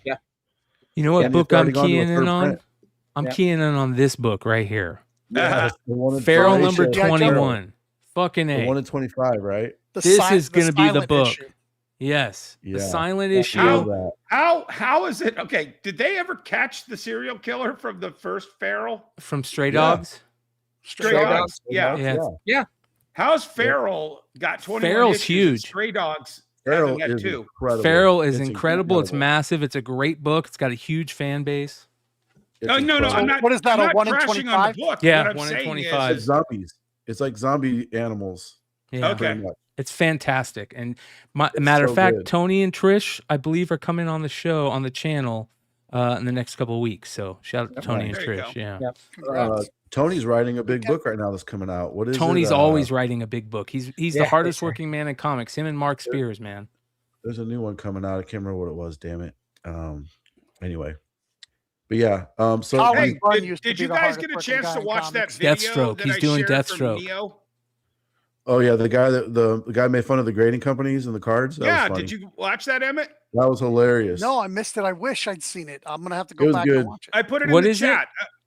Just watch it. It's like an 8-minute video from He Neo. makes a joke about how different companies grade cards. It's pretty funny. So the guy took one copy of Ken Griffey Jr. Oh, yeah, I I saw that. know about oh, that. Yeah. I meant the other one, the parody. Yeah, of the guy Yeah, I that's know like, about that. He graded Can we it eat 9 that tonight? times. Huh? Can we EFAP that tonight? Yeah. I The mean, final we one, can, both yeah. of them came back just authentic, ungraded. Yeah. But people Not- he don't know, graded the don't same realize. Ken People Griffey don't realize Jr. how to grade that card. You know what I mean? Right. There we go. And he did tag. YouTube That's- people. I He love did that. tag, and it The thing that the tagged up way commenters scream low. about all the time is grading a scam. No, Tagga hit 8 on Has the Pokemon, but he friend hit, of the channel, just Teapot, authentic. Proved They said it was their thoughts oversized. The correct. Griffin Not for was shout Teapot. oversized. Amazing Right. experiment. He What split do this we got? across Explain 2 different that. videos. He did one a while back. For some background on this, I recommend going and check out the full I'll videos. be right back. He sent an 89 Griffey. I'm going to focus on that one. He also sent a Pokemon card as well. But I just I want to focus on can't hear Griffey. it. About, I think it was like 6 months ago, he sent the 89 Griffey to all 4 major grading companies to see. All right, keep talking about it. I'll be right back, you guys. I got to go take care of something. Turn it up a little Okay. bit. So we're going to come back to it, but basically Okay. he graded the same copy. Some people, PSA graded a 6 originally and then regraded it an 8. Yeah. It started as a Beckett 9.5, which is the second highest grade that you can get in any of the grading, or third highest grade you can get in any grading company. It went round and round, 9 different gradings. One place said it was trimmed. Another place said it was oversized. Yep. And basically it's the complete inconsistency of all grading is what it basically exposed. Wow. Yeah. Well, anything that humans do is going to be flawed, you know? I think Brian and Jesse are having a secret rendezvous behind. Oh, Let me yeah. tell you, I think everybody talks about the 7% increase in cards at PSA. Yep. I want to talk Actually, they about had the 111% increase at Tag. So do you want to be involved in a company that's growing at 111% or one that's growing at 7%?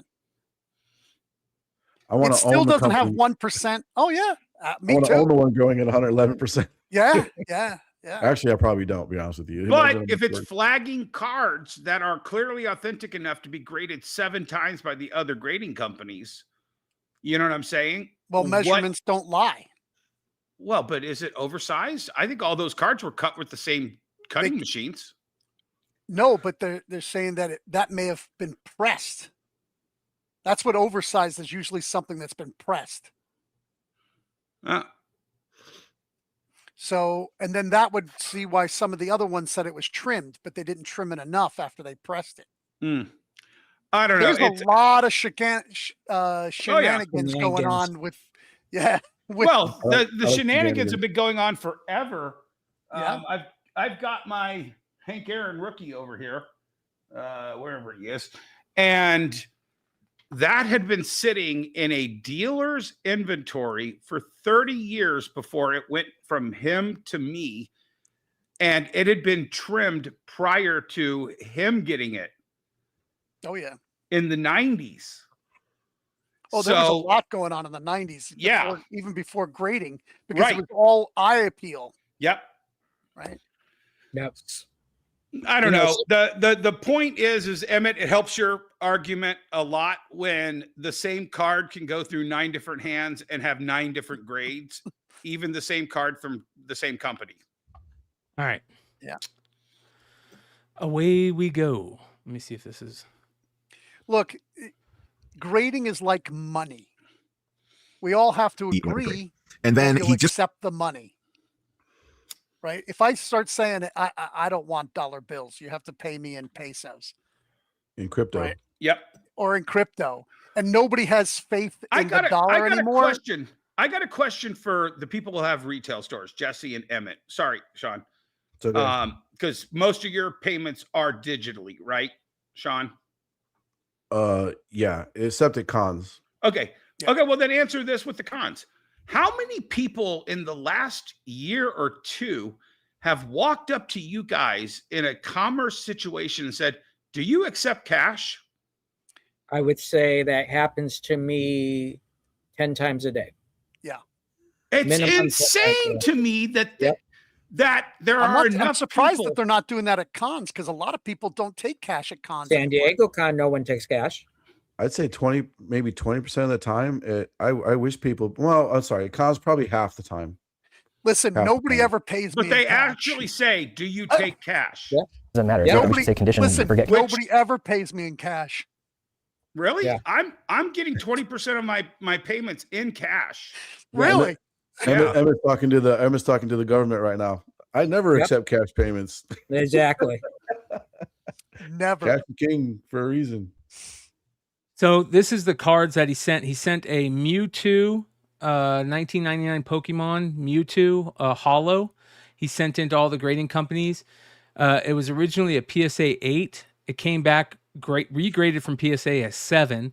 Tag graded it a 7. SGC graded it an 8. No. So Tag doesn't have a little piece of paper. They actually print on printed on the slab, so that's on why the slab. So that's why that's he put Arena. that Sorry, paper. Tag did an 8. Arena did a 7. Who the fuck is Arena? I've never heard of them, but I guess they're another grader. And those little white sheets of paper are what they put in your sleeve if they refuse to grade it. Grade it. Yeah, from Beckett. Yeah. Yeah. So, and then Beckett graded it altered, which is interesting. Eventually. Yeah. And then they did the same thing with this Ken Griffey Jr. 89 Upper Deck card. It came back from Tag, a DNH, oversized. Came back from Beckett, altered. It came back from Arena an 8.5, SGC authentic. PSA graded it a 6. Then they regraded it, and it came back from PSA an 8. SGC graded authentic and a 9, which is crazy. Like, it's all over the place. Grading is all over the place. This is crazy. To me, the worst is the PSA 6 that it initially got before it got the PSA 8. Yep. These have horrible. so many blemishes on them, printing blemishes. Yeah, because they were. Well, here's the thing. 10s also, are unbelievable, and I don't believe did you the guys ones that are ever watch 10s. that Amazon? It's all about the documentary? hologram. Did you ever watch the Amazon documentary about the guy who inherited his father's sports card collection, and he went through, and they actually admitted that they were printing out sleeves of these Graphies. to sell to dealers? Yeah.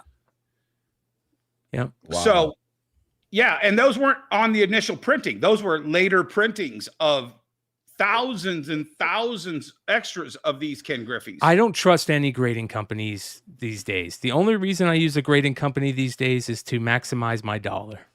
Yeah. Yep. If you're selling it, like I get a lot of pushback of people going, I want my book protected. And when I die, my family will have, if that company is no longer the denomination that everybody wants to, like the dollar, if everybody says, I don't want CGC anymore, your comic isn't worth anything in a CGC slab. But here's the 10 shitty years thing. from now, Like, 20 years from now, then so grade it when you're going to sell it. Just go to Yes. your family, go to an Yes. auction house, have them grade it and sell it. Because but if you here's do the it thing. now, Here's the you're gonna shitty thing about regrade it in saying the that. future. You know, I just said that I don't trust any graders, and I just do it to maximize my dollar. Is that shitty? Yes. No. Why? No, that's why most people get books. That's the Because only I reason don't get trust books them. graded. I don't trust them, but I'm trying to pass that graded book off onto the people who are buying Sells it. easier. I know. It sells Is that easier. shitty? It stops a lot of the haggle factor that most of us all have to Deal you with. know, except, Yes. except for Sean, because your price I is your price. rarely ever sell online Right. of a book, and it's usually I usually sell sets. Yeah. So I have a price for the set. If you're buying a set, then you're probably reading whether there's a good book in it or not. We sold $750 worth of Pokemon, high-end Pokemon today at Wonder World. Every single and I only watched the first transaction, but the person who spent $250 pulled every card out of the sleeve, checked every part of the condition, and he was absolutely going to have those graded. Yeah, let's Good. hit this. I mean, want to give you an example. I put this Okay. book up. What is this? Evil Dead #1 on my eBay live show. Yeah. I have this for buy it now at $10 on my page, but it sells for $30 at auction. That person that paid $30 is willing to pay $30 for a book that they could buy for $10. I think it really comes down to what the customer wants and what they want to pay. And I think that's the most important part. Yeah. And the thing is that people can go buy a graded book anywhere. I may fart in a hurricane. I am one of the very few guys that have that. And listen, you want to make some money, you come buy ungraded books, and then 5-10 times your value. Listen, They definitely aren't as back when it was first. Man, I could put up any slab, didn't matter what was in it, and it would go for $40. Yep. Didn't matter. Yeah. Now Well, those because they days know are it's not- $25 to get it graded. So Yeah, those days are not. Sometimes. Yeah, you know, actually, Marcus has a good point. That's one of the only ones that Bruce Campbell will sign. why is that? Why? Because that's the only people that ever paid him a Dark Horse. licensing fee for his likeness. Dark Horse. His writer says, I will not sign any comic book that wasn't made by Dark Horse. Wow. Yeah, crazy. Yeah. That would suck standing in line for But an hour, Emmett, and he's it's like, just "No, like I don't you sign don't those." sell. Yeah, you don't sell graded books. I don't sell anything Smurfs in my store. I'm sorry, that's just the way it is. Yeah, Oh my sir. God, I make so Smurfs much money somewhere selling else. Smurfs. I'll send you some Smurfs, Jesse. Yeah, okay. He won't sell them. Yeah, I won't sell them. California raisins, yes. Oh Smurf, yeah, those no. sell very well, especially if you Yes. have the set. Just FYI. So let me ask you guys this: what are some ways, just to kind of bring this back home to our original topic? What are some ways you guys think your average dude out there can be aware of? Obviously, don't overpay for something. Set your price, but how should an average person be aware of? Like, oh man, this book's going for $10. Should I get it for $10? It's going for 15. Should I buy it? Is it going to go more? If I really want to read it, and I just don't, I'm not able to get a copy. It's already up to $20. Should I buy this? Am I going to get ripped off? Is it going to go back down to cover price later on? What would you tell a dude to come into your store and you don't have it? I mean, you don't have any more on your shelf. Yeah. So he's like, only way I can get this if I go on eBay or whatnot and pay $20 for it. What would you tell them to do? It's up to you, but let's look at the book. Do you think that in 6 months, can you wait 6 months to read it? And do you think it'll come down in 6 months? I don't think Dork will come down in 6 months because the print run was small and there's going to be a lot of second and third and fourth prints, which actually doesn't lower the price. It's like magic when they reprint a card. Everybody's like, oh, it's going to go down. It goes down for like 2 days. And then the original art goes through the roof. Yeah. Because everybody wants the original one. Yeah. You know, I growing up would never read a second print. I had to find the first print. Well, Right. but and the guys in the chat are saying buy the second print, but this guy's a collector and he really wants to have all the books. Buy it if you have to have it. But Yeah. I would tell them, you know, depending on the book, if I think it'll dip in 6 months, I'll tell them to wait 6 months. Yeah. Yeah, I think we're always coaching and educating our customers on what best practices are in our store, but we also want them to create their best practices. And if they want the book and they can get for $20 and it makes them happy, just like I said, that guy pays $30 for a $10 book, Yep. then get it. I don't think telling someone, well, you should wait, you know, for Well, this. think Hey, about no, it. You want it, get it. I tell them to think about it this way. If you miss, say, 5 books in a month and they're climbing up oh, it's the hot list. Oh, just wait. 2 or 3 of those are going to come down. And even if the 2 or 3 that go up higher during that time, you will have saved the money and not buying them all 5 at an inflated price. Yep. Yeah. So like, I think White Sky, depending on what the second issue reads like, will depend on if that number 1 stays. I think you'll see in a month, if it's still that meh at issue 2, Yeah. it'll nosedive because everybody that has them, they'll have to dump them to move on to the next thing. Yep. For at least cover price. Because there are guys out there who are buying them up now to resell them, Yeah. and whatever they're left with, they'll Yeah. have to dump. Well, What helps, and I would make those same points. I would say, like, look, okay, does it have a second printing announced? They almost always do. Okay, that does help the value or perceived value of the first print, right? Third printing for Dork, that again helps perceive value. But pause just Yeah. a second, Sean. Sure. If there is a fire cover out of Dork third print that everyone chases because it's even better than Dork number 1 first print. You know what I'm saying? Yeah. Mhm. That will lower the 1s and 2s while everyone's chasing the third print super Maybe. crazy variant. It could. It could, yeah. It could. Like that Quintana Absolute Batman cover, that absolute Yep. fire Well, cover that came I was out. thinking of James from Hives Last Ronin, that everybody started chasing that one. yeah. And it actually Kale New stabilized. one. The Kale New one, Which one? or the Kale New? No, the old one. The first. Oh, the the first Stan Yak. where they were all standing. The ghosts were standing behind him. Oh no, and- that was yeah. Aaron. But there And were Bartling? several of Bartling, those yeah. And Bartley. Yeah. second printing, third printing, Last Ronins that exploded so crazy that I think it stabilized the velocity of the first issue. Well, Definitely can stabilize it for sure.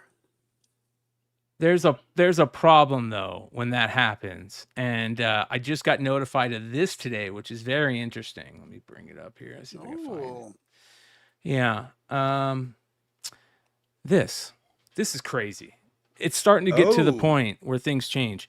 So this is the Absolute Batman 16 Dan Quintana variant, even signed. Somebody bought this on a whatnot, but all it was a reprinted comic. You can see the DC is offline there, and look, whenever you see like the breaks along, fracking. the exactly. cracking, they're just folding it. Acetate Gate 2.0. And they're But it's in a holder. reprinting. No, it's in a top loader.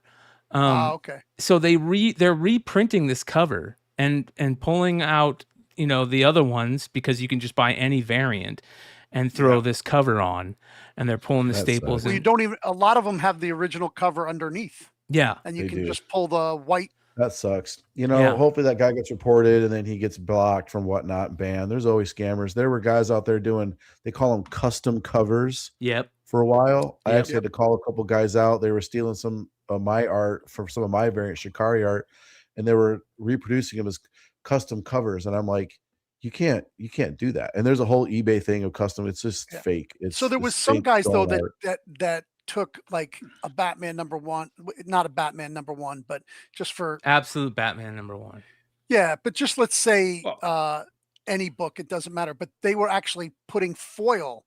They're cutting out the foil and foiling the book by hand. Oh yeah, I'm cool I with thought that. that was kind of cool. I don't think that actually That's a little increases different, the value. Was but it's that your cool. Robert Downey Jr. that they ripped off and put on a blank variant? Go for it. I'm sure somebody will. No, Oh, yeah, remember sure. that was a big story. They did about a that with month the ago. Doom. No, it was the Doom Robert Downey Oh, it was Jr. the Doom. Oh, the Okay, Doom one. but somebody took one of the regular blanks and copied Oh, I heard about fake that. Yeah. Robert Downey Jr. sketch on that sketch cover, but it has a different back, and that's the only way you Well, can tell. not only did that happen, then I saw this. This is from Jay Gonzo. He says, "This is not me. This is not authorized. I have nothing to do with this seller. I have no idea what COA they could possibly offering, but this has nothing to do with me. Dork metal print, only 6 made by artist Gonzo, super rare. They didn't make any medals of this. Whoever this is never lost comics. They have 1,829 feedback and 99% positive feedback. $340 sale on this. It's fake. He better have a really good message chain that proves somebody ripped him off by selling him this. Exactly. Yeah. Because that is a brand killer right there. Well, Yes, we're it seeing is. that. Let's be honest. We're seeing that with Mark Spears. We've seen many people fake not only cards but comics, prints. They're on eBay right now. There's quote unquote reputable Mark Spears collectors that are selling fakes out there and reprints that basically I can't find any other. It's just going to make me think that they're making it because otherwise they should know. You know what I mean? It's very dishonest right now. Wait till the fake Mexican Mark Spears starts showing up. Somebody took my one of my Koas, and somebody messaged me and said, "Hey, is this your Koa, or is this Stanley signature legit?" And I was like, it doesn't look legit to me. I've never seen that book before in my life. And somebody's like, "Well, your Koa's with it," and I'm like, somebody took my Koa off a different book and just put it inside this one. That's why Nicky Barucci was really smart putting all of his early dynamic forces in that really tight Mylar and then putting that breakable on there. seal Yep. over it to keep the COA with the book. Yeah. I used to do a tamper-proof sticker on the back, and the number matched the Koa. It just got way too expensive to do that. Oh yeah. Yeah, and Volume is too high. I think the important thing to remember when we talk about this stuff, this is like 0.5% of the market. 99.5% you can trust. Very Right? small. Yeah. Well, they're going to chase the forgers are always going to chase the money. There's a lot. I mean, in the Pokemon world, there's a lot of fakes, and they're cracking all the different slabs, and they're taking the real one out and If you're putting buying the fake. packs at a bodega, Yep. good luck. You can buy so on AliExpress or Alibaba. Yes. Such cheap packs of Pokemon. They're almost giving them away. It's crazy. Yeah. Whole boxes. Yep. Well, Yeah, that's I what the was- bodega buys them. That's where the bodega gets them from. Oh, okay. I was buying the Pokemon that just came out. What's the name of it? The one that just Ascending came out. Heroes. Yeah. Ascended Right. Heroes. So the stand says limit 5. So I go, okay, can I get 5 of those? And she goes, okay. I'm not going to say the store because I don't want to get her fired, but they're 2 stores away from me. Let's put it that way. Can I get 5 of those? Yep. I go over, ring them up, and I go, Were they get 5 more? $5 or below? And so I walk, yeah, exactly. So I walk back over. Can I get 5 more? She goes, yeah, of course. Ring it up. I go, hey, can I get 5 more of those? And at some point, I got to like 40, right? And I'm like, okay, there's no way this girl does not remember what I look like. And she was oblivious. It's And per you've got transaction, probably. Their 5 policy below section is bags probably- sitting in your hand. Yeah, Yeah, exactly. But it's probably per transaction. That's probably the rule. That's Yeah, probably the maybe it computer. is. I don't know. Maybe that rule is. I don't know why I brought that up. I just remembered that today. I thought that was kind of funny that she forgot who I Dennis, was each time. we're gonna get into pickups here. So, but I want to before we get too deep into it. Yeah. We're 2 hours and 25 minutes, so we're getting into pickup Holy territory. shit. Great I wanted show to talk tonight, about you guys. PSA getting into repack business. Oh, I'm not surprised about that. We'll talk about that. Dennis, did you see this? Oh, very cool. No, Oh, I look at didn't that. see that. Yeah, this is The person who bought it. yeah, That's fathers. the guy. And shout out to the kid. He watches the show with his dad. What does he Father and say? I son can't vintage cards and comics. Father and son vintage cards and comics. I love this. Excellent. I love Yeah. this. That's awesome. It's awesome. So it says first thrag, original art, Darwin Cook of Invincible returns preliminary double-sided. So you can see all the copies they have right there, which is super cool. Yeah. This is awesome. Way to create fun and memories with your son. I'm going to tell you guys this right now. And I don't have kids, and if I did, this would be my main goal. The most important thing that ever happened in my life was my dad making memories for me as a kid. It pushed everything that I do these days, created all the nostalgia. My greatest memory ever is my dad saying to me, hey, I think I know where there's a baseball card store that might have some of those Garbage Pail Kids. Or I think I know where there's a service merchandise that might have one of those Zartan GI Joes. You know what I mean? Like, and turned it into a trip with me and turned it into a collecting. My dad, people talk about me having the Midas touch about pulling 101s and stuff. It doesn't compare to my dad's. I had my dad pick every pack for me for like 4 years. We would go to card shows and card shops, and my dad was the one picking the packs because I knew he had the Midas touch. Those are the type of memories that are the most important to me. So if you have kids or anybody in your life, whether it's even your kids or not, if you're just a big brother or somebody that's, sees somebody that needs somebody in their life, create these type of memories with them. And that's very important. Yeah, long-term pictures create great stories. So pictures are very, very important. Yeah. I worked an incredible amount of my childhood. And I'll tell you one thing your kid wants from you more than anything else, and it's your time. Yeah.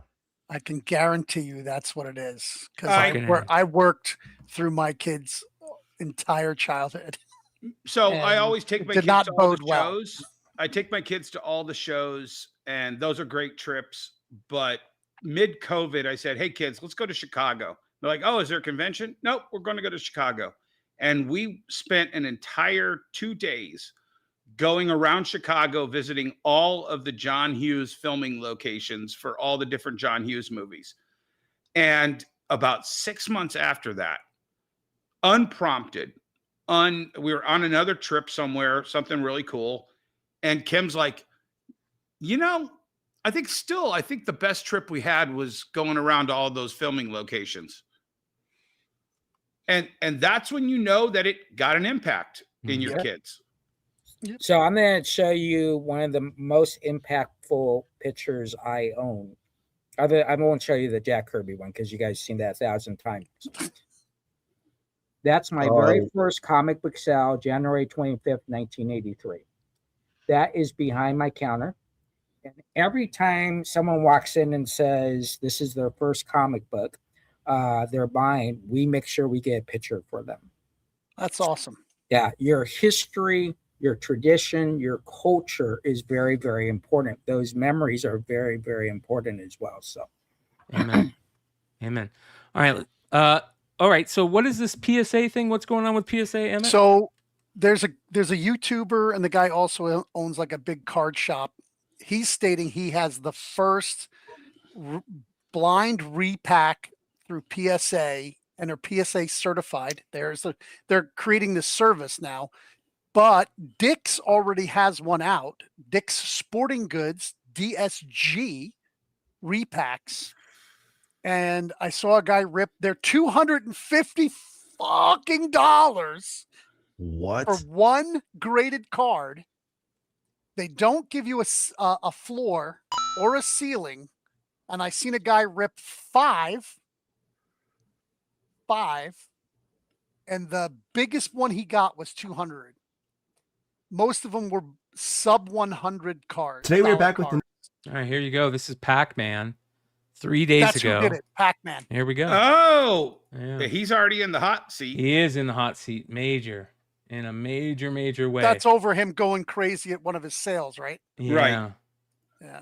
This is very low key. He just the new PSA and Dick's says Sporting he Goods wanted to football try. repack boxes. I have no clue if these are going to be good, average, awful, but we always do reviews of new products on the channel. This is exactly that. So here we go. Let's find out. If you guys enjoy these vids, you want to see more like it, like, comment, subscribe, press the buttons below. It's free, helps you like this, and it gets you in the new YouTube only giveaway. Topps Finest Basketball Hobby Box. So the winners for Super Bowl Prism and Monthly Optic are here on the screen right now. So congrats to them. And save steps. Copper Shock Fieldo. Oh, what a terrible card. Sweet. Not even a rookie, is it? To $2.99. Okay. Yeah. My initial it thought is a is, I don't know. rookie. He Let's throws talk. up Okay, the so fellas, comps too. Let's Are you see. telling me he paid The last 10 $250 did for that? 155. Yes. This is a 9. The last 9 did $63. Oh my God. $63. All right, so for $250, I thought I was being pessimistic, saying 50 to 70% of He our just value back. lost $175. Yeah, about $60 back. Just lost So- like $200 pretty much. So Most repacks PSA are popular is- because it's a is middle ground putting between their singles name and opening boxes. Usually on like shit 50% that to 4, people are 42%. going to be devastated. Right. Well, here's the thing, though. In defense of PSA with this, they're only collating the blind package. They're not setting the prices. The people who are setting the prices are, in my opinion, to be held responsible. They're just saying that these were not tampered with. These are not rigged. These are So- going to be. Do you know who sells the lettuce to McDonald's? No. So if you lettuce? get the lettuce. Oh, I know. Trust me, But- they're going to take heat for this. Yeah, Right. that's what I'm saying. Is it But doesn't matter that they, this is what they, the industry demanded from whatnot sellers, was that a third party would package all of the product. Here we Oh, go. yeah, Here's for the next mystery one. bags, yeah. On Donruss. So Saquon this is what Barkley the rookie. Just base? Oh industry, my But the gosh! It's industry not put even an base. optic. It's not even an optic. It's just a Donruss Right. paper. Yeah, Oh the my industry gosh! did not put a stipulation that said you can only cap what the highest card is worth, or they didn't put any of the pricing on it, which is what That's I probably think not even a is- $50 card. no, not even. no, $40. Yeah. $40. Are these buy it nows? Yes, $250 for Okay. each one. Okay. Wow. You go into Dick's Sporting Goods and buy them. These are Hey. DSGs. Hey, Dennis, I got to ask you this. Sure. Is the filet of fish thing, was that a joke with the I don't Pokemon card? know. Trust me, I'm going to find out, Okay. because I actually enjoy the fillet of fish. Did he pull one Um, card worth it out of any of this stuff? No, Emmett? not No. one of them not a was single one? $250. He thought the last card he pulled might have been, but it when he actually did the thing, the money afterwards. Jordan and Love. edited it in, it Is it wasn't. a rookie? Yeah, it's a rookie. That's decent. It's a rookie optic. but it's not 250. That's for sure. 150. No. He looked at 150 150 or 160. Yeah. Wow. So he lost 100 on that. He's like lost Well, up to and- 300 some odd dollars. And already. if Dick's Sporting Goods is selling this, The one good card could be at a Dick's Sporting Goods 3,000 miles away from where all of the bad cards went. Zenith. Oh my God. Yeah. Oh, that's terrible. It's not even a rookie. No, it is a Zoom, so it is a case hit. But it's still And terrible. that actually, it was like 180 for that one. So this dude just lost his ass. Oh, big time. Every Yeah. single 250 buy-in. I don't even think he got anywhere close to $100. Well, was he selling these? No, he was just opening them, showing his. Okay, showing so at least he got his ass handed to him, and not not customers, and not a customer that was bidding this Well, up. But if What you do you don't think think about people are going buying these, them. Do you think Okay, Dick's I thought Sporting he was Goods even selling them. cares? No. No, No. they won't care. I can guarantee you there's guys that have whatnot shows that have went in and bought $1,000 worth of this to do on their show. Really? Right. I wonder who decided to price these at $250 each. Ooh. Terrible. Talk about protecting your brand. Yeah. Right. Yeah. I got dicked Great by point. dicks. Yeah. Great fucking point. When you get your dick back, you just said it. Now there's another guy that's really big in cards on YouTube. He like does this dance where he's putting a card in a plastic holder and coming out, and he opens all this product. He has a really, really big store, and he did his own, and he claims that it's the first PSA certified. It may have been the video I might have seen, might have been a month before Dick's. I don't know. But anyway, he also has one, but I didn't see anybody open it. I forget what he called his. But yeah, they're getting into this. And then I watched another guy talking about how the guys that you like, the AI packs.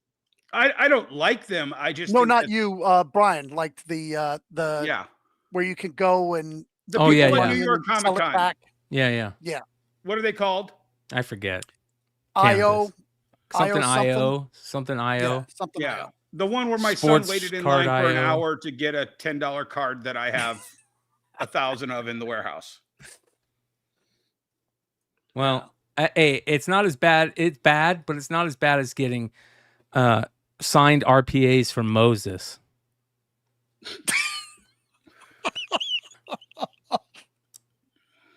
Keepsake edition. Moses laser signet patch. It's got a piece of his cloak. Oh and, my Not God. his cloak. There's no So- Moses cloaks. Did you see the is it $10,000 red carpet boxes No. where they're just movie stars? You get 18 packs Oh my God. inside a box. They're 10 grand. They had some cool ones, but I was like, Jesus Christ, they're going to put everything out. Yep. Yeah. I actually sold on Personal FX. Do you remember that television show? You're probably too young, Brian. I remember it. Okay, so I sold on there. It was a picture of Jesus, and on the back there was a small piece of wax, and in Latin it said, "This wax contains a sliver of the cross that Christ was crucified on." And they used to sell those around the Vatican to tourists, and yeah, it was really beautiful. But like, how many did they sell? You could have been. He was crucified on the Empire State Building. Yeah, right. Yeah. Don't follow don't follow those fucking people blindly. Don't follow I got your faith blindly. $235 for that on Personal FX. Jesus, dude. Did you tell them that it was Well, real or not? Honestly, I think a it started. priest read the. I had to write down. He read the Latin for me. It was all in Latin on the back, and it was See, probably I think it from all the started. 40s. I think it all started when when Disney started putting autographs of Mickey Mouse as a chase card. Well, wait for SpongeBob, because here comes SpongeBob Yep, cards. exactly. Yeah. But they're actually signed by The voices. the voices. I Oh, heard. that'll be cool. That'll be popular. Yeah. That'll be popular. All right. So I went to Dick's Sporting Goods or Sporting Goods to see what their average profit margin on a item is. They don't keystone their product, which is kind of interesting. So they made on that $250 pack $93.75. Pretty How do you know crazy. that? Because their margin policy is 37.5% on everything. So you take that percentage into the dollar, and that tells you what their profit margins are. So traditional company is Keystone, which is 100%. So it'd be 125 they would make. So they're making less than Keystone, but if you're making $93 on that crap, that's pretty good. And that guy bought 5 of them. Yeah, there's a middleman. Not only PSA, somebody has to be gathering those cards together for them. Right. That's what I was, because PSA is going to make their $25 a card to grade, and then they have to pay PSA to collate those into that rip box and shrink wrap them. There's they probably get all of that for 25. I'll bet you they get all of it for 25 because and then they buy a bunch of hits between 20 and 1,000 to and then spread them out to the how many dicks are there? I'm looking at 4 right now. Oh yeah. 1, 2. Me too. Yeah.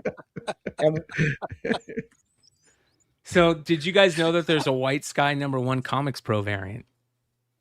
No. Very cool. No. Just FYI. We should all join Comics Pro this year. Yeah. We missed out. Damn it. Yeah. All right, who's got pickups?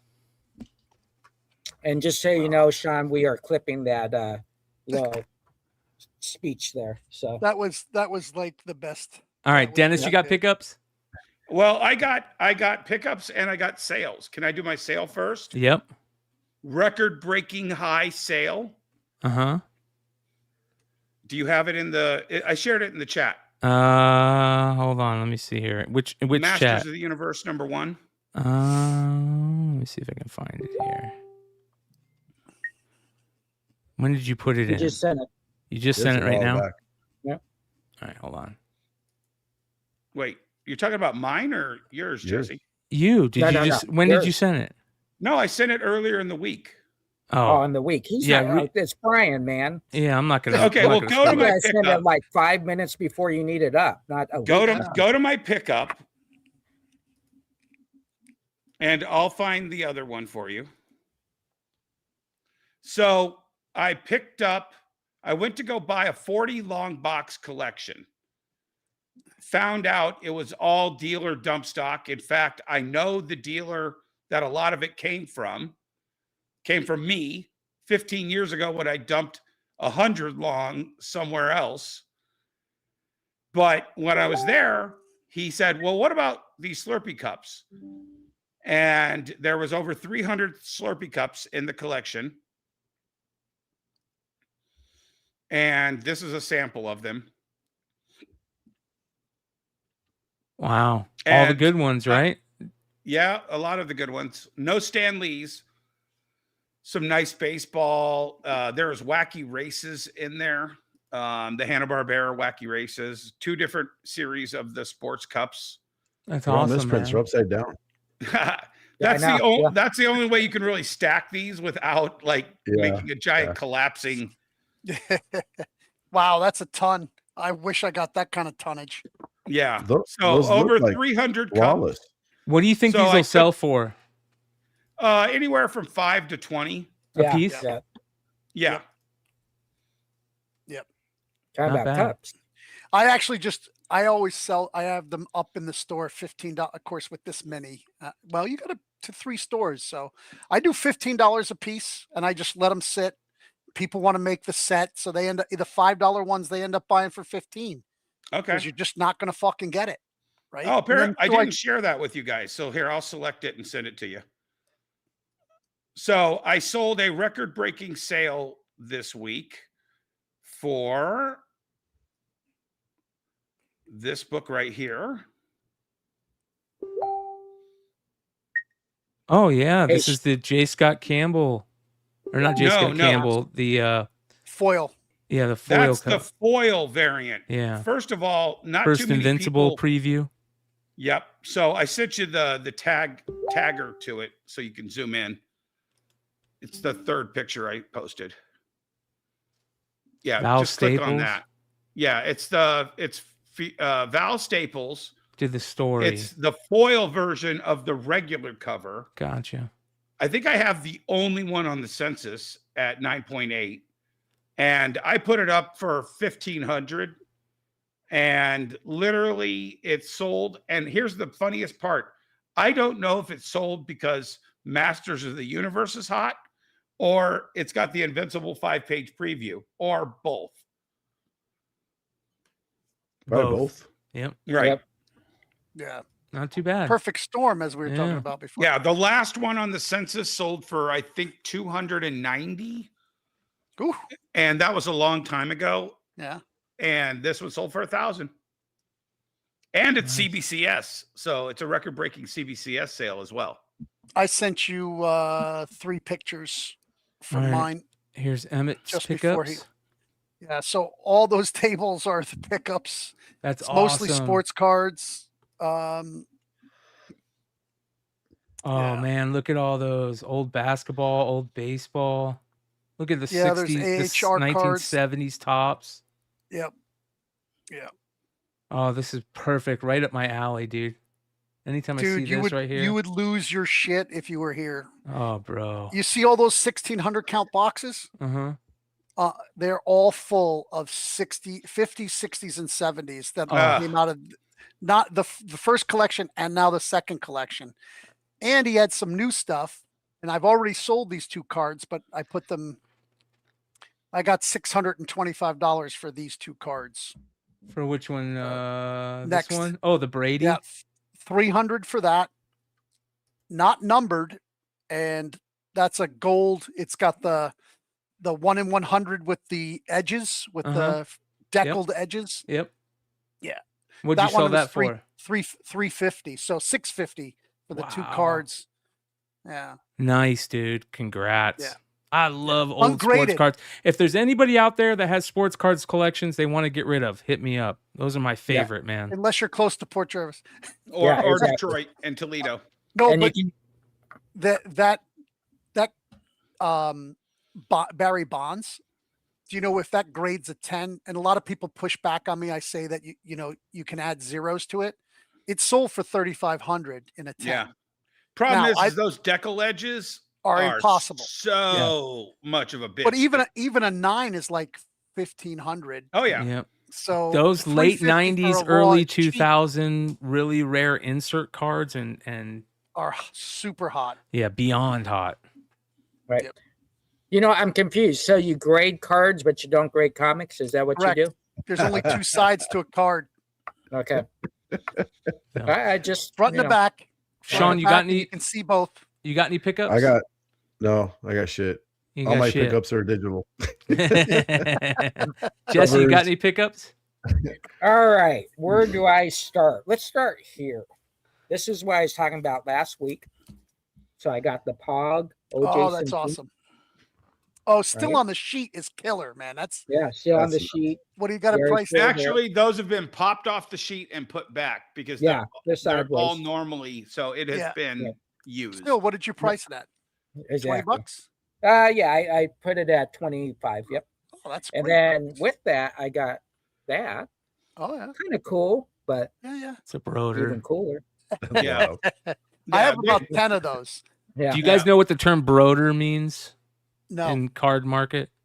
no. So back in the day, there was a guy that used to make these fake cards, and they were called broders. I think they were called broders. And so when, you got to check to make sure the card. So anytime anybody calls something a broder, it's a fake card. Yeah. Yeah, well, he the one that made the Bart Nose baseball, Bart Nose. Yes, Bo knows Yeah, baseball, all those. Yep. He was No, a well, yeah, but no, photographer he did at the first. Bart versions of all those. He too. did Bart versions, Bo knows. He did all of them. Yeah. Ooh, nice. Dynamic Ooh, forces. Ooh, Complete set. foils. Beautiful. All gold Yeah. foil embossed. Believe it or gold not, foil. I've had a 9.8 of Star Wars, that Star Wars 1 for like years on eBay. Nobody wants it.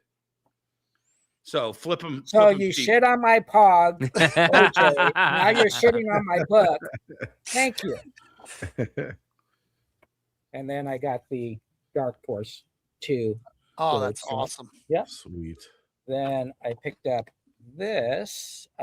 This is Extreme Mood. It's a lifestyle. Lita, Jeff Hardy, Matt Hardy. Oh, nice. Oh yeah. Yep. So I picked up that sealed.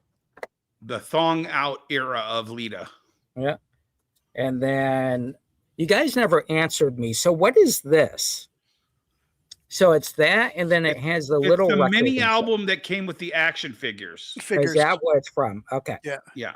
So I picked They're up, making mini albums that like and they're that now. very Yeah. collectible. Those mini albums. Are Yes. they? Okay. Very Yeah, so I collectible got because you about can 100 play of them these. on mini players. Yes.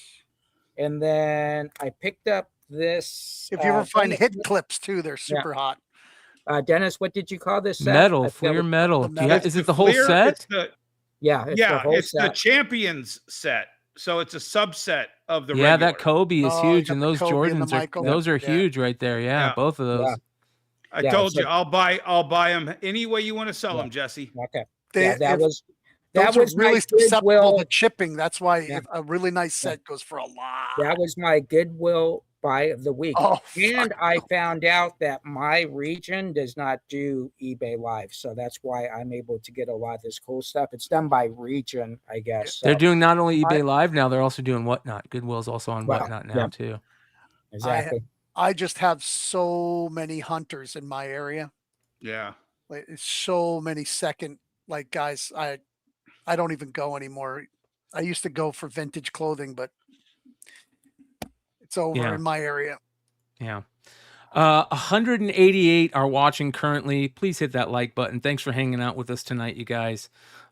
Great show, great conversation. This is exactly the type of thing that I love having on the show, is just that organic conversation from a lot of the Iron Chefs, as I call them. And I can't thank you guys enough for hanging out with me. And shout out to everybody that's been supporting the channel as of late. 4-year anniversary is last week. We're getting ready for MegaCon. MegaCon is coming up. I know some of these guys are going to be going.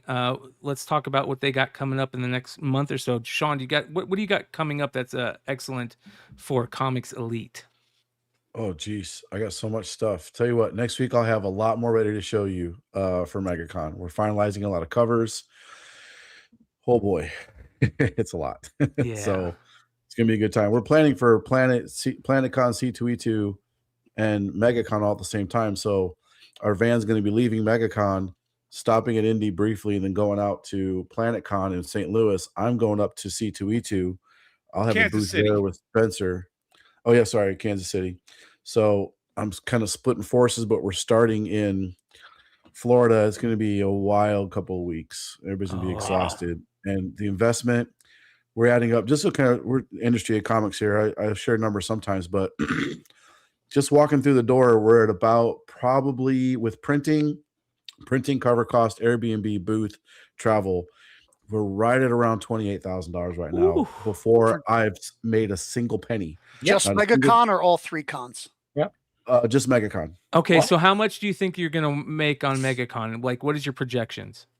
Well, if we would have just stayed home and not went, we over that course of 4 days, you got to take that into account. So how much you have made if you just stayed home Right. and didn't spend any money? Exactly. Yep. So over the course of weekend, we probably would have made around, I don't know, let's say $7,000. Just regular kind of week. People are streamers are streaming, a couple grand a show here and there, about $7,000. So we got to make the $7 grand we would have made there, plus we got to make back all that money, plus I got to pay my people. We have to make a combined between, this is including pre-sales on the website, because we do a little bit of pre-sales. We don't sell all the exclusives, but we will do very limited pre-sales on the website, limited pre-sales on Whatnot. So we got to clear 65, 70,000 to make it worth going to that show. Plus, there's all the intangibles of being at the show, getting to see my friends, getting to reestablish business connections, strengthen the business connections that are already there. I'm gonna get to see you and the crew from there, that kind of stuff. Like you can't minimize how much how important that is to actually go there and be at those shows. Yep. So, I'm excited to see, Carla and Lucio again, and all my friends, all my artist friends that are going to be there. I get to meet we interviewed Kari Andrews, and we get to meet him face to face. The guy that did I'm forgetting names, man. I fucking names sometimes.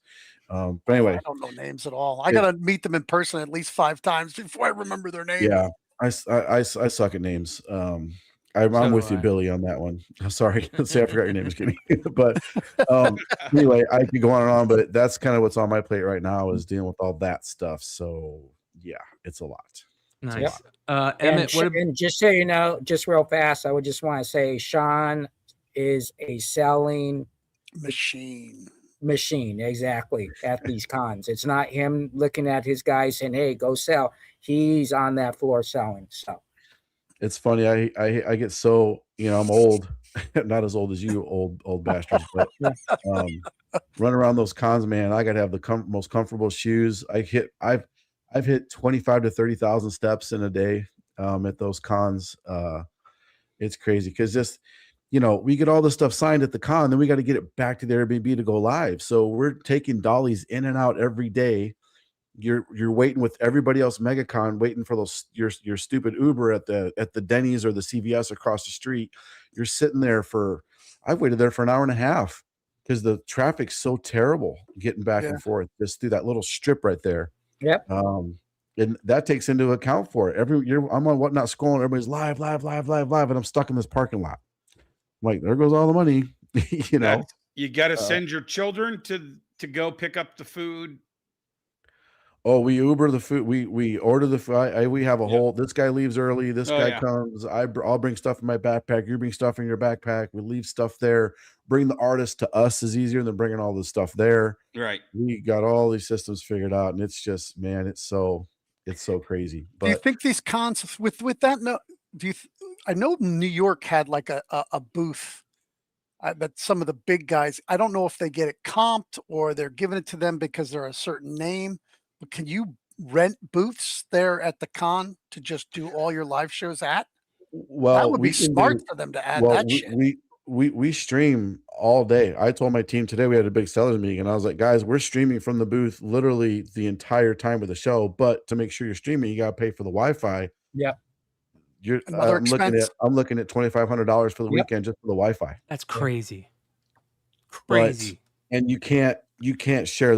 They have ways to know that you have this many lines, and if this guy literally one booth over, they think you're even encroaching on that Wi-Fi, they will shut it down and they will come over there and charge him. They're Nazis about that stuff, man. It's crazy. Wow.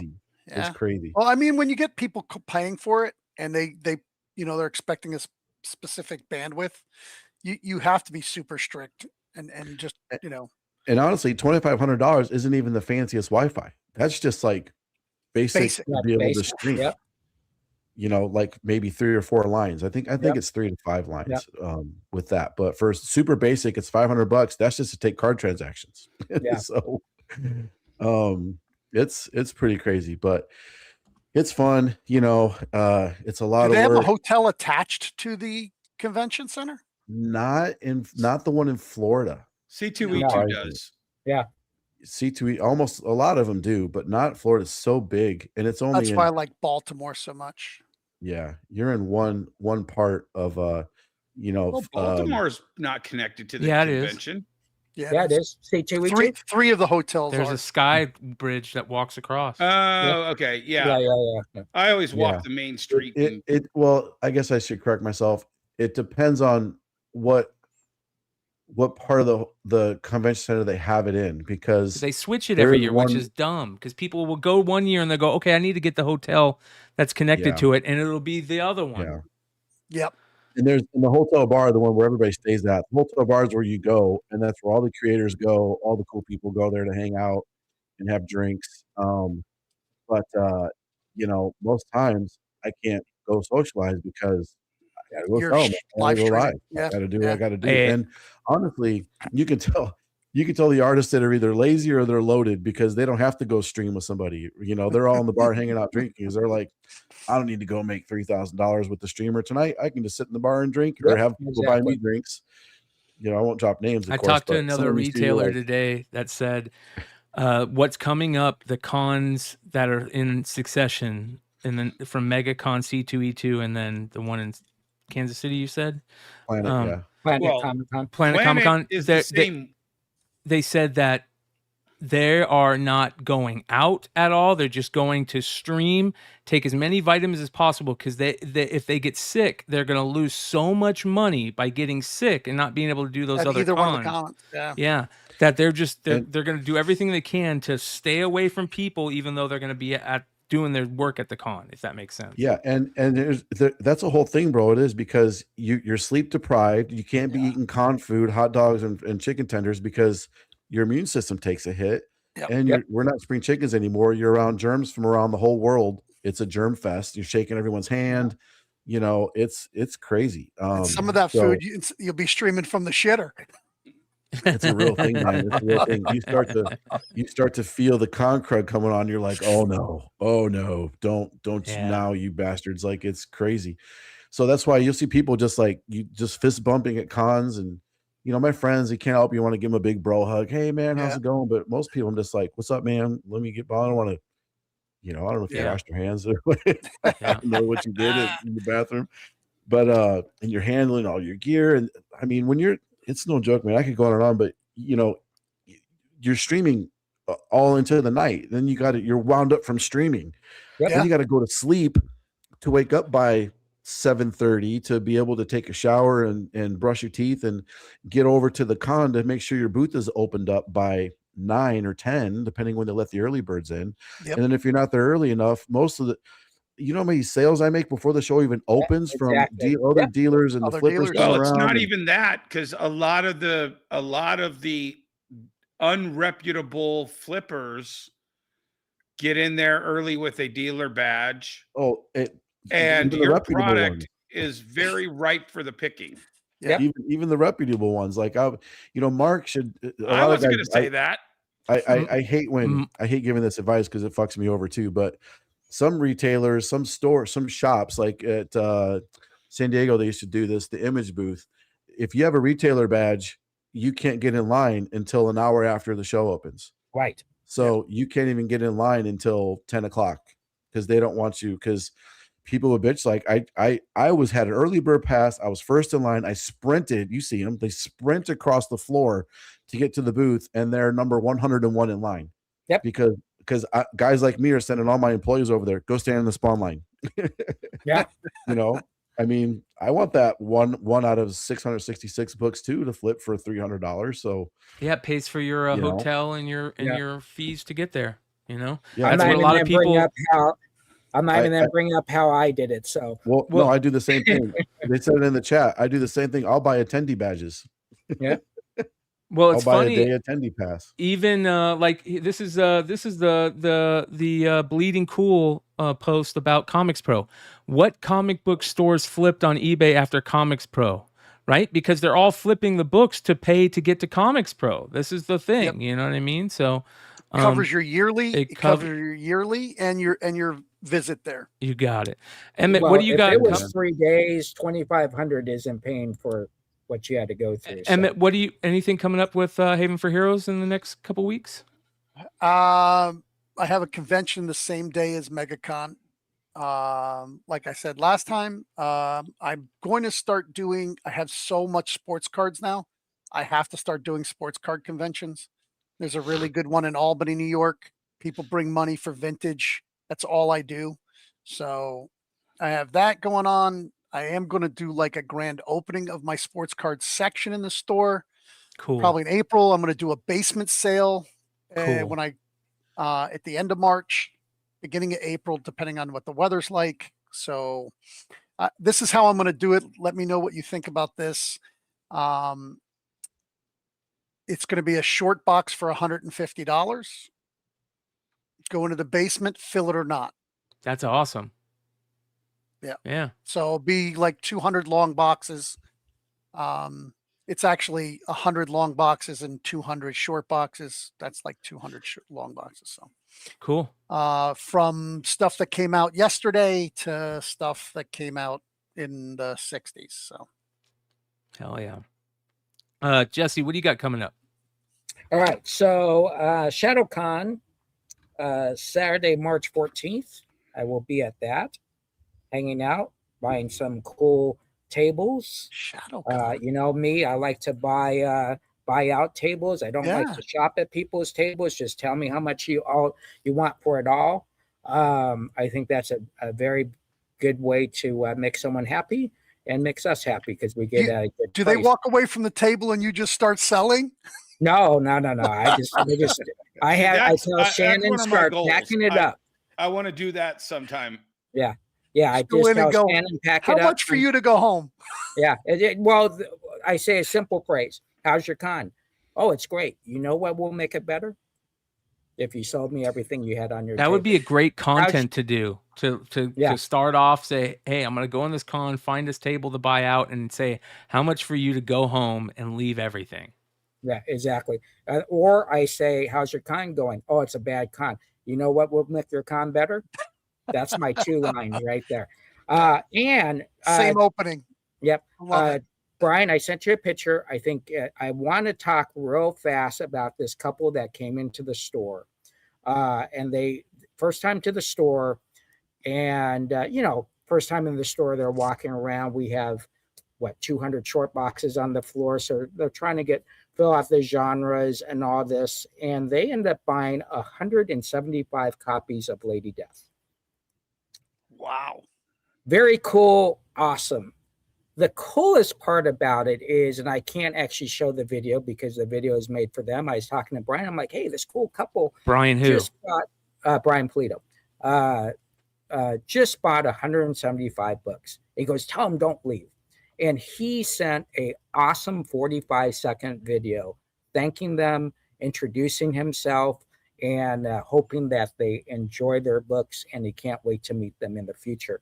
And so just That's great way to connect your customers to our community, our world.